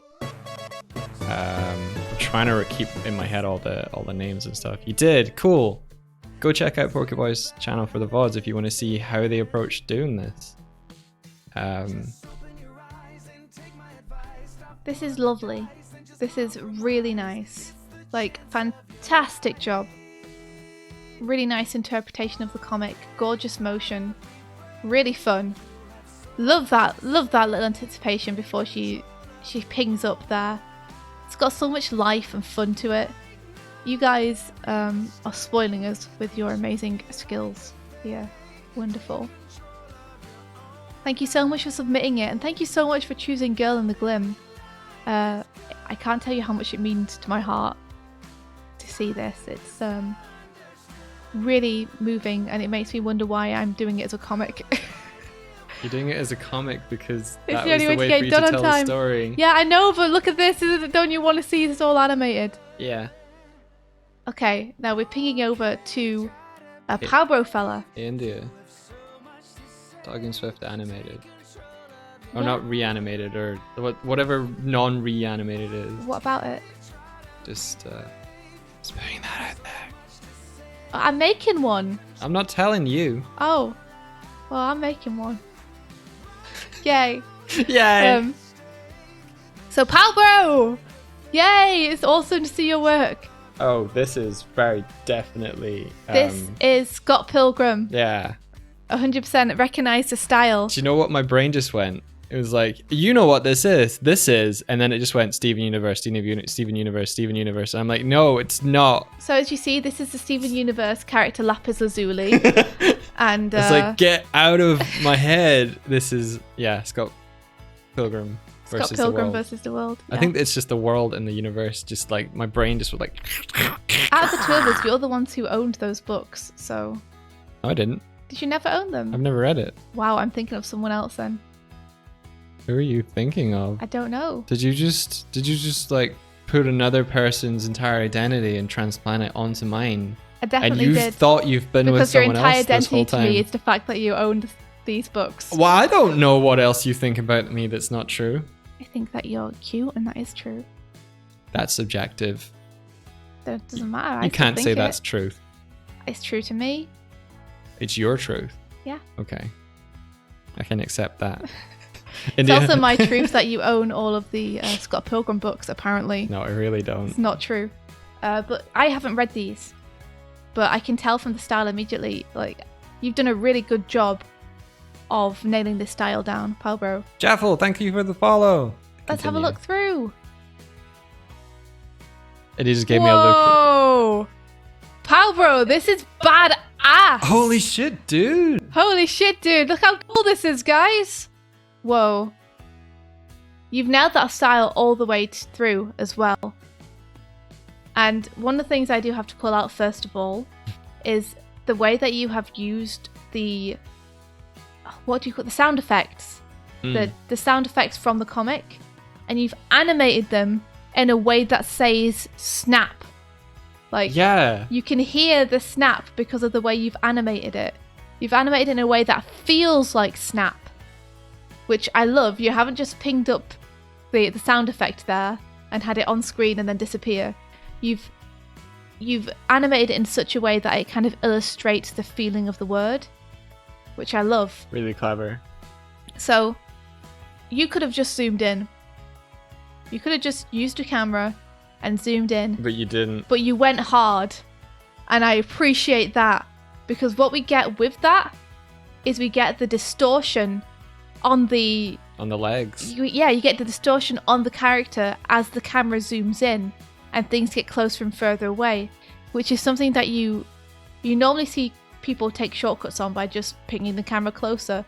But it adds so much dynamism and drama. It makes this feel like such an iconic moment to really have the camera feel like it's traveling closer to her, and she's this 3D form where as things get closer to the camera you can see them like enlarging and stretching out.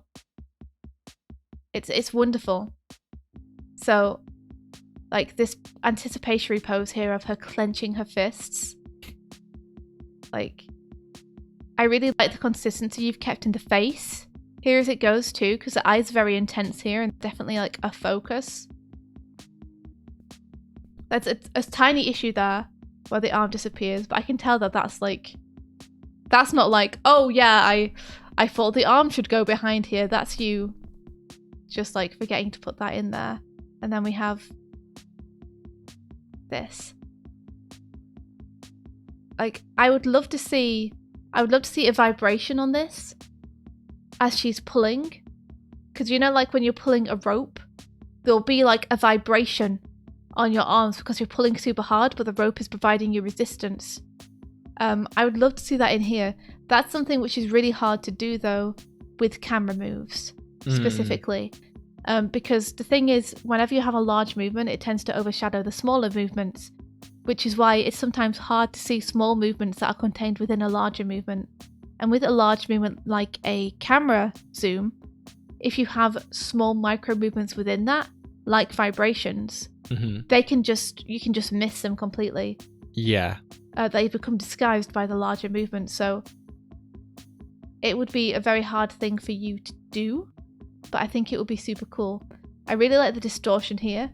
Like, you see the squash and stretch between the cuff shapes here. They're also using it on the clothing as well, which is cool. You feel it like the body stretches as well. Yeah, these lines of cloth, these fold lines on the cloth, showing like that stretching out as her shoulders like push apart and push backwards as she's like trying to pull her wrists apart. Yeah. That squash and stretch is really satisfying though.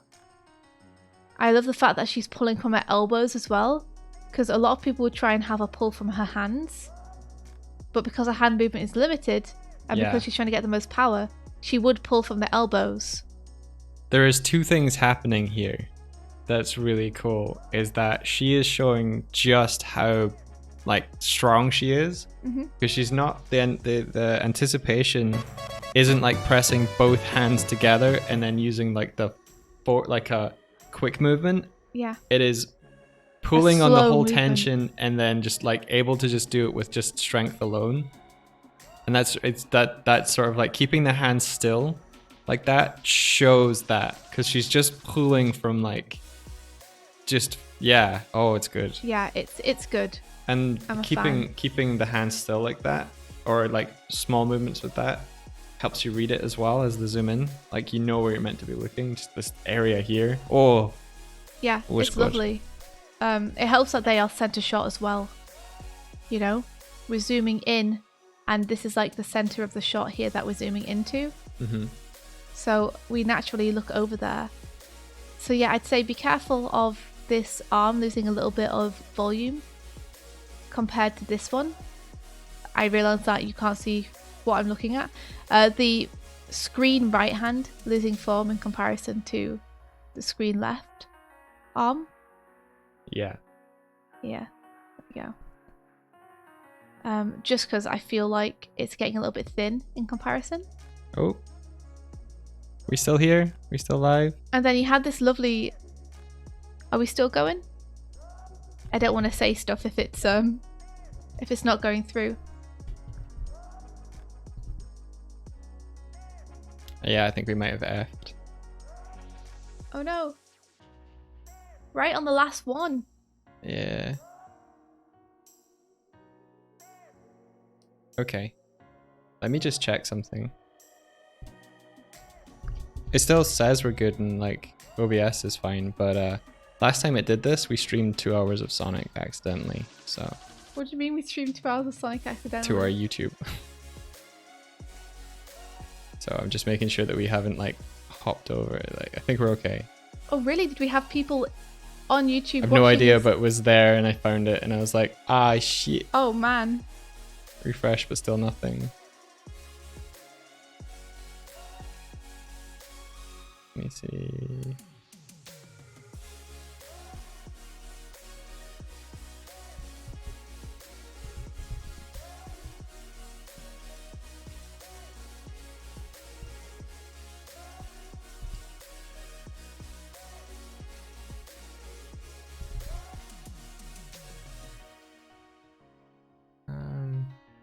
Twitch tells me that it's excellent, so but we're still not live. Yeah. Oh no. What's going on?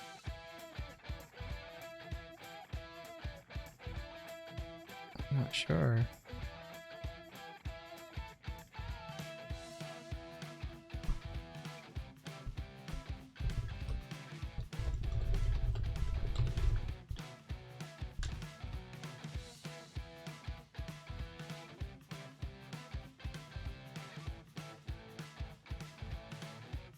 It's Twitch? It crashed everywhere. Twitch crashed everywhere, says Fernando. Wow.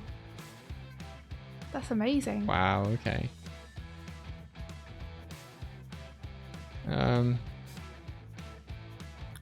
Okay. Oh, we back. Hey, we back. So Twitch crashed everywhere, apparently. Interesting. Well, we'll have recorded into YouTube, so you can hear us in the VOD just being like, What's going on? everything seems fine. I don't know how to fix this. Yeah. I'm glad it seems to have fixed itself.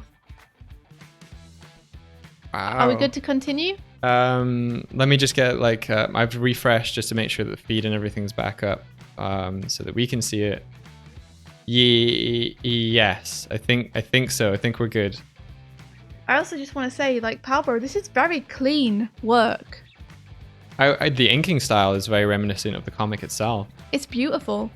I think it's amazing that you managed to get this clean in the time. I think that's awesome. So, you see here we have this really, really nice recoil on the left-hand side arm. I feel like we could get the same thing with the right-hand side arm. Is what I'm thinking. Because that recoil is so nice, you know? Kind of feel like I want it to be here as well, if possible.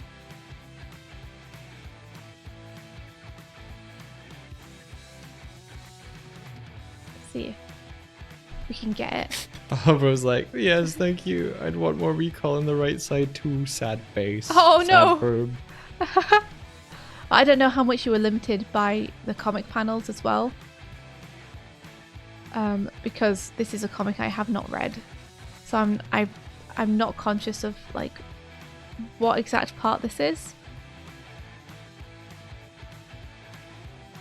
But like something like that, maybe,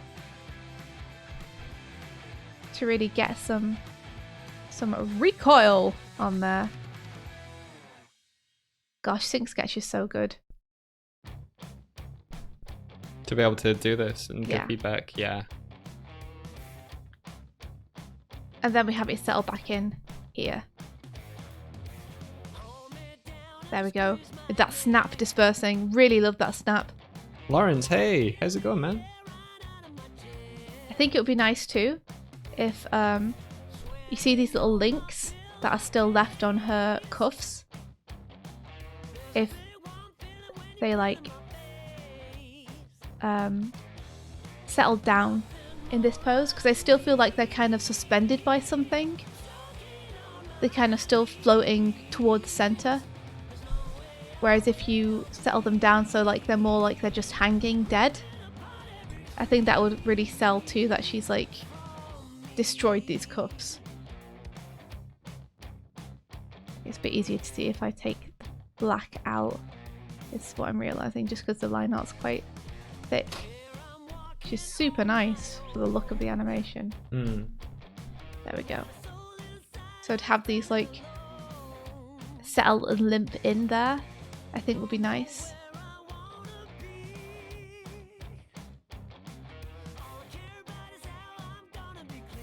Yeah. Yeah, and then you've got like a little vibration happening on the hands here, which is quite nice. Only on the left-hand side hand, which pulls out, overshoots, settles back in, goes out again, settles back in. So I don't know if you'd want to either like maybe replicate that on the other hand or smooth it out so that it's more like a settle. I dig it either way. Like I think you could take it either way with that. Whoops. There we go. I'm just going to refresh to grab. Tibbs has just added Rolando's animation at the end. Oh, awesome. Thank you. There we go. Let's see if I can move this. I want to see if I can move this frame.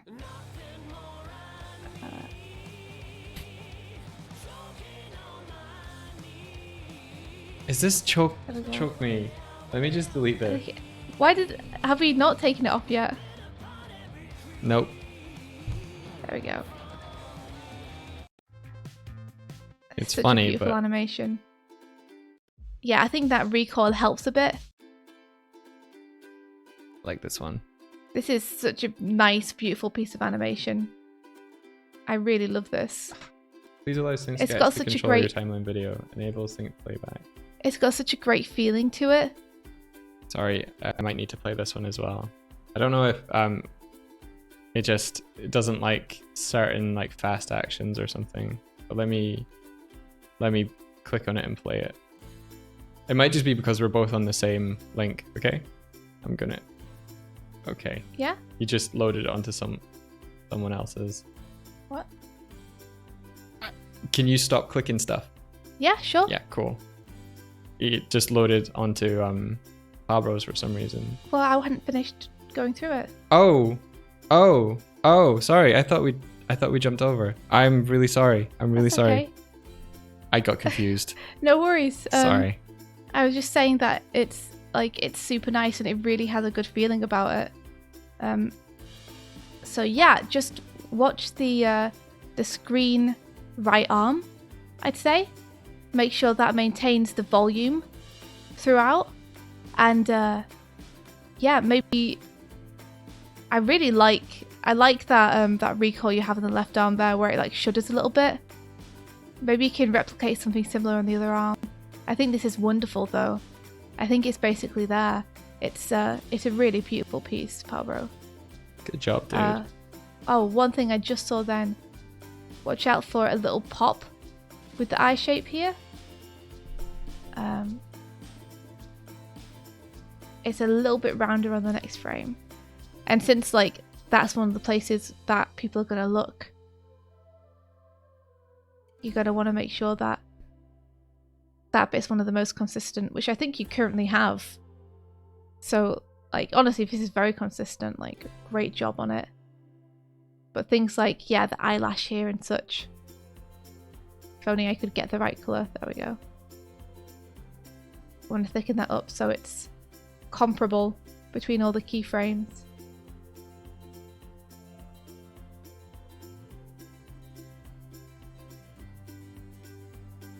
Beautiful stuff. Yeah, really, really nice work. Gorgeous. Thank you, Powerbro, for submitting this as well. Hey, Makes me Evelyn. want to read Scott Pilgrim now. Like, this is epic. I hope that you can like find time to maybe finish cleaning it up and colour it, because I think that would be amazing. I'd love to see this with flat colours because the line art is so bold and fun. Yeah, lovely. Look at that. Great. Bah. I think there's one frame where the eyes feel like they grow a little bit too fast. That one. This one here. Yeah. I don't know if that was something that you feel like should be smoothed out, or whether it adds to the kind of like... I mean, I didn't see it, so like I'm okay with it, but Okay. I think it's something good that you've caught there. Yeah. So watch the eye size here. There we go. Yeah. Lovely. Boy. That's some delicious animation right there. All right, and now we have Rolando's. So, which comic is this from, Mike? I don't know. Sorry, I didn't realize you were asking. I thought you were asking Rolando. Oh, I can't see the chat right now. Rolando, what comic is this from? Let's give it a play. Emma After Story. Oh, it's lovely. Oh, wow. Yeah, beautiful drawings. I like that this is a very quiet moment. Like, it's a nice one to choose for just, you know, naturalistic human movements. Yeah.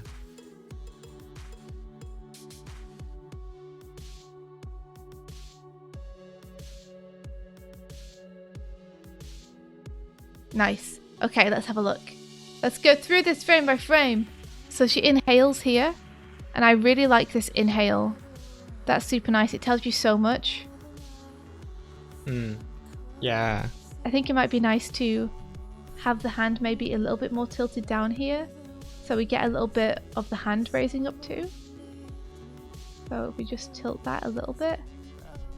Maybe I need to use a different colour for this. One sec.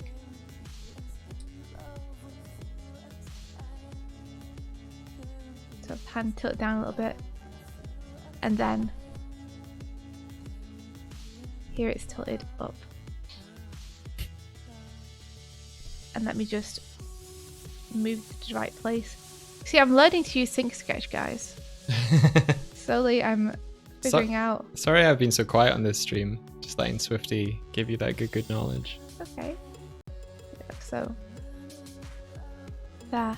And then this is the part that I feel like you could particularly like change up a little bit. It's a beautiful drawing, but in terms of the continuation between these two, I don't think you necessarily need to have her with the cigarette still in her mouth, but that inhale to me is like an anticipation, and then seeing the pose with her mouth open makes you feel like she's already blown out the smoke. Yeah, I think you need to have it there, and then you can have the hand come down. I think, explode. yeah, I think what you want is you want her mouth closed on this frame, because she hasn't let the smoke out yet. And then you could have her head tilted a little bit up and her eyes closed like they are in the previous frame.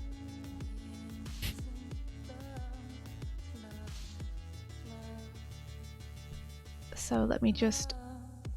I'm trying to make this like convincing so you can see the tilt of the head a little bit.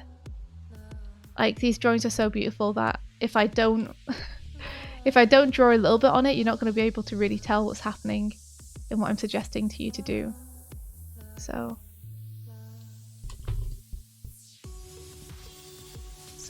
that means her hair would be raised a little bit, just here.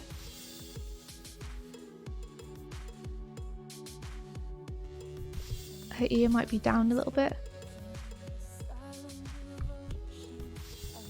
Chin might be up a little bit. Okay.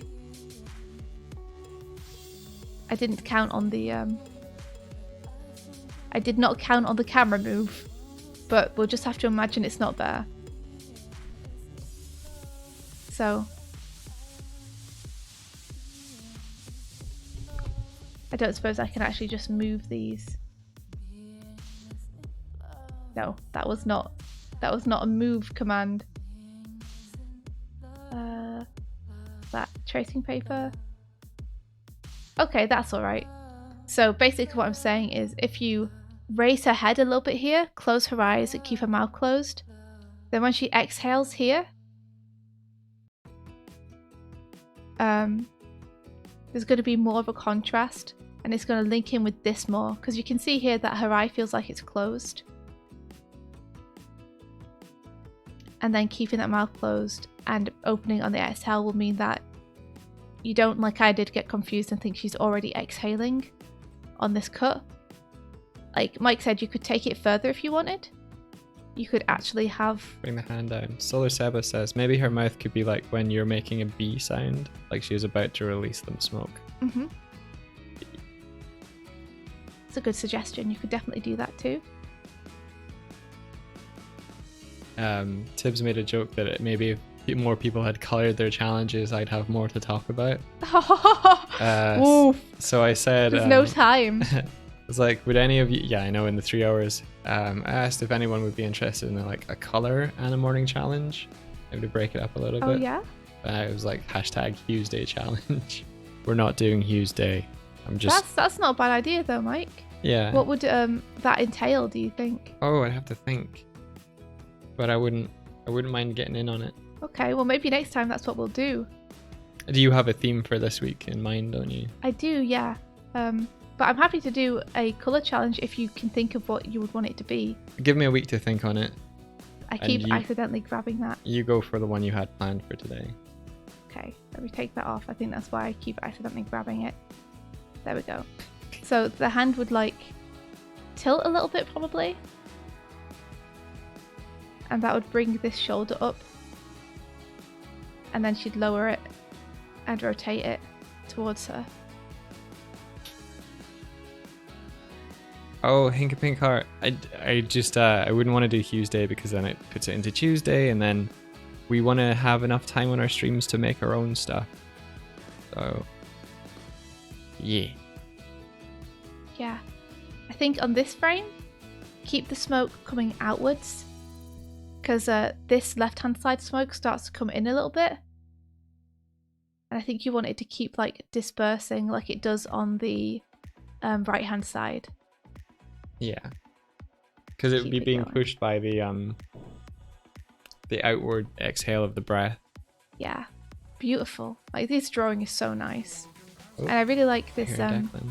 the transparency you have lingering over the smoke here.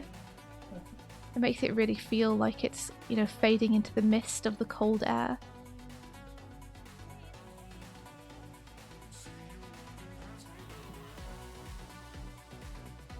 You know, and in this, I would love to see the old woman like putting out the match by like shaking it.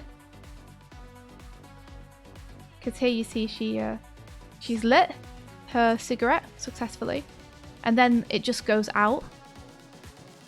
The match.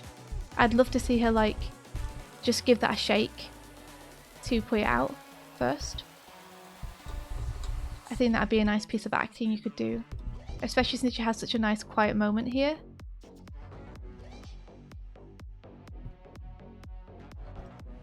Yeah, beautiful, really lovely, nice and limited in the time, which means you've got like quite a lot done in the time too. The drawings are really nice. One thing I always like to make sure I do, and it obviously depends on the style that you're doing, because some manga, they draw people like this, and it's like just part of the style. But I always like to have that mouth attached to the chin in a way that the chin will move with the bottom lip. So let me just move this frame backwards to when she first opens her mouth. There we go. There we are. So it feels more like it's actually the face shape is responding to what the mouth is doing, rather than the mouth being more like just a drawing pasted on top. Hey Prep Bros, how are you? Hey Prep Bros. Good morning, or I guess afternoon for you? American time is probably very, very early yeah. Solar Sebas, James Gurney, yes, he's the Dinotopia guy, but he has a couple of books called Color and Light and Imaginative Realism. They're really good resources in learning how light influences coloring and how color is affected by light. It's really important to balance those two in your knowledge, because they're so interwoven with the way that we actually perceive the world around us. Like, the reason we see color is because of light bouncing off of objects. So you really can't learn one without the other. And by pairing those two, the books are structured in such a way where it gives you like chapters that really let you focus on one aspect of it, digest it, and then try and apply it. And he shows examples in paintings where someone has really used that aspect of color. Like, it might be like a monochromatic palette, or in another he'll tell to you about like gamut. I don't know how to say the word gamut, Gamut, but it's I read through it and it's just really, it's really easy. He doesn't overcomplicate things, and it's really nice pacing. Because I think with some books you can get really overwhelmed, where I think he's structured it in a really nice, approachable way. He's been writing a blog for years and updating it like every day. James Gurney is just like a treasure trove of stuff. So if you never come across his writing or his work, much less recommend. Another person that's if you're more 3D minded and you want to learn about color and light, then I would recommend Sam Nielsen.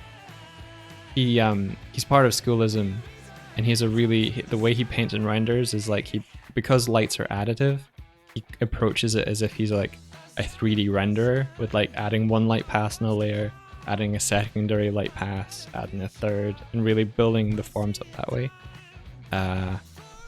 Yeah, I'll let India get back to her thing.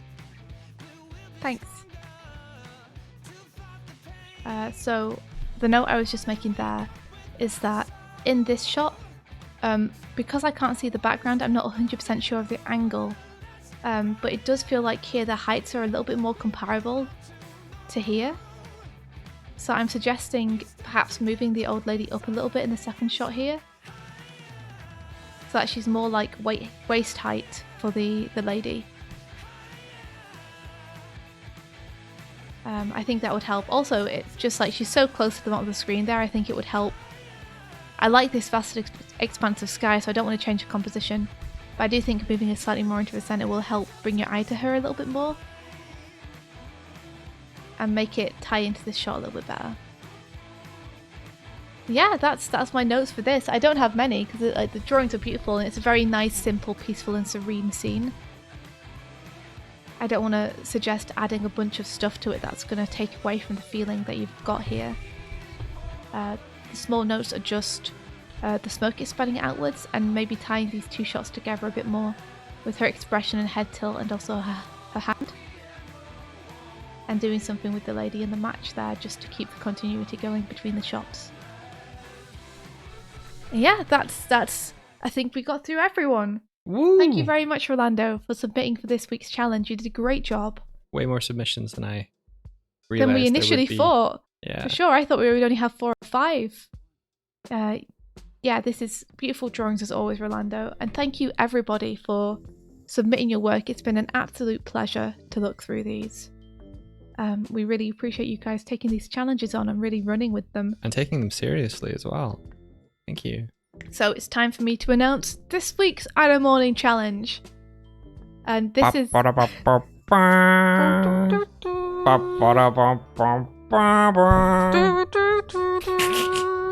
Y'all ready? You're ready for this? So this this week's challenge is a little bit different to what you guys are used to, which is what we like around here. Don't want you all getting too comfortable. So... What you gonna hit them with? Get the chat up. So this week, you will not be doing actual animation yourself. You will instead be doing what I've been doing for the past couple of hours. I want you guys to choose a piece of animation that is one of your favourite pieces that you really look up to, the kind of thing that you want to make yourself. Find a piece of animation like that, and I want you to take a 10-second segment, or just under, from it. And I want you guys to break it down and analyse it. What? Yeah. Like, look at your favourite artist, your favourite animation artist, your favourite scene, and see what they did. And next week, we'll be breaking down your breakdowns. And seeing if we can find anything that you guys didn't. But I want you to look at how they use the time, how the turntables. Or look at how they use the timing, how they use the spacing. A great resource for this is to look at your 12 principles again. Yep. Right? Go through each of the 12 principles and look at how they use squash and stretch. How do they use anticipation? How do they use staging, solid drawing, follow through? As Tib says, oh yeah, time for y'all to figure out why you love what you love. Yep. Like, where are they economic with their frames? Where do they use more frames? Why do they use them? What exposures do they use? You know, why have they chosen posing? What's the silhouettes like? What makes the shot give you that feeling? Yeah. What makes it inspire you to want to make the same thing? Yeah, we recommend finding shots that you remember seeing that made you want to do what you want to do. Mm-hmm. And really figure out what that moment was for you. Yeah. And have fun with it. As usual, we encourage you to spend no more than 3 hours on this. I think for this one, honestly, you could probably do it in about an hour and a half. But yeah, I'm excited to see what inspires you guys. And I think it will really help us to understand as well where each of you is coming from in terms of where you want to take your animation development. What kind of shots do you want to be known for making? And what kind of shots made you want to start making things in the first place? Yeah. You don't necessarily have to go for something super flashy. It could be subtle. It could be a really emotional moment. It could be Sakuga, balls to the walls, just everything happening all at once. It could be effects. It could be anything. So how do you even annotate? So I would encourage people to either download the clip and then import it into your animation software of choice, and then use the animation software to do notes over the top, whether that be Flash or Toon Boom. Just bring that bad boy in and do some notes over the top. Or if you like, you could even use Sync Sketch. That Prep Rose is recommending. That's what we have up right now. Yeah. This is what we've been using for this session. So I would recommend Sync Sketch. I think it's a fantastic program. It's really great. I mean, if we can even figure out a way to let you all contribute to one thing, that would be cool, but we don't currently know how to do that, so Yeah, don't rely I think on also that. it's I think it would work better to have people each choose their own clip and annotate that. Are you able to export? If you're able to export it like using Sketch and then export us a movie, we can then reassemble it everyone's into our own. Yeah, and I'm sure Sketch lets you export things because I've done notes in it before and exported it for people. And that's what we'll do. Yeah. So yeah, this Animorning Challenge is to do the Animorning Analysis Challenge, which is find a piece of animation that speaks to you and break it down. And yeah, it will be due as usual at the end of this week. We will look through your chosen clips next Monday and we'll see if there's anything that we can find that you haven't, and we'll just talk about what makes them great. And hopefully we'll all learn from the masters. We'll all learn together. Yeah. Do you want to show them your... I don't know Dogs if it will with play the animated. sound. You can send me the video file and I'll play it. I would then have to export it. I would have to export it and upload it to Doig Swift. Yeah. So let's show people tomorrow, Okay. because we've already gone long. Alright. That's okay. Okay. You were showing it first thing though. Or maybe. Yeah, we'll show it tomorrow. Anywho, we'll be back tomorrow at 7:30 AM GMT. We don't normally go this long. Normally we finish at 9. But Animornings have become like the meatiest part of the week for us. And to those of you who have lasted this long, here's Sonic Feet for you. Courtesy of David. Why would you? Because Meat, says Hinka Pinkart. I want to honor him. Oh, it's so terrible. Alright. Oh no, my nightmares are coming true. Look at it, India. I hate the way they glisten. Like it's like it's oiled them up or something. Yeah. Oh god, why is an appropriate response to this? And with that, we're gonna leave you guys. Let's see if there's someone that we can raid and send you guys to. Okay. Let's see. Let's just open up. Let's just open it up here. And if anyone here hasn't put their stuff on Twitter, then stick on Twitter, because I'm just gonna go through after this and just retweet everyone's. Please let me mute this. Alrighty. Oh, Clyde's streaming. He is streaming. Shall we like bounce him Yes. back? We certainly shall. Clyde was nice enough to raid us earlier. Alrighty. Let's do it. Pratt Bros, like people, like yeah, of course we're super welcome for us doing this. We learn as much as other people do from doing these. And for those in chat who don't know, I just want to do a shout out right now to Pratt Bros. Pratt Bros, yeah. I've seen a lot of streams that Bo has taken, and Bo does this kind of stuff every stream. If you guys enjoy watching animation analysis, and people animating real time and talking about the process, then I highly recommend that you subscribe to and go and support Pratt Bros. They are amazing, and they're super open with their knowledge. They will do drawovers of people's work. They will take you through excerpts of amazing series and break down what's working. Really, really fun to watch. Please go and check them out. I'm going to share. Anyone with this link can access the review. Anyone with can view only. Yep, cool.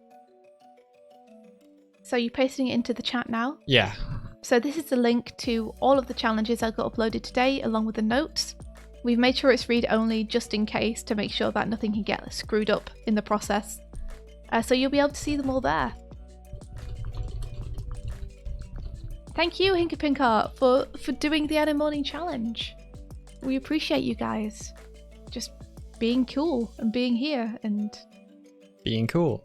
being here. Thank you. Alrighty. So to Clyde's stream we go. Starting the raid. Everyone Tell 'em- have an amazing time, and please yell adventure Adventure! The thing that we do. and get him to show you his film so far, because it's incredible and it will blow your guys' socks off. I think that I hit raid. Yep. Did it work? Have we done our sign off yet? Is it?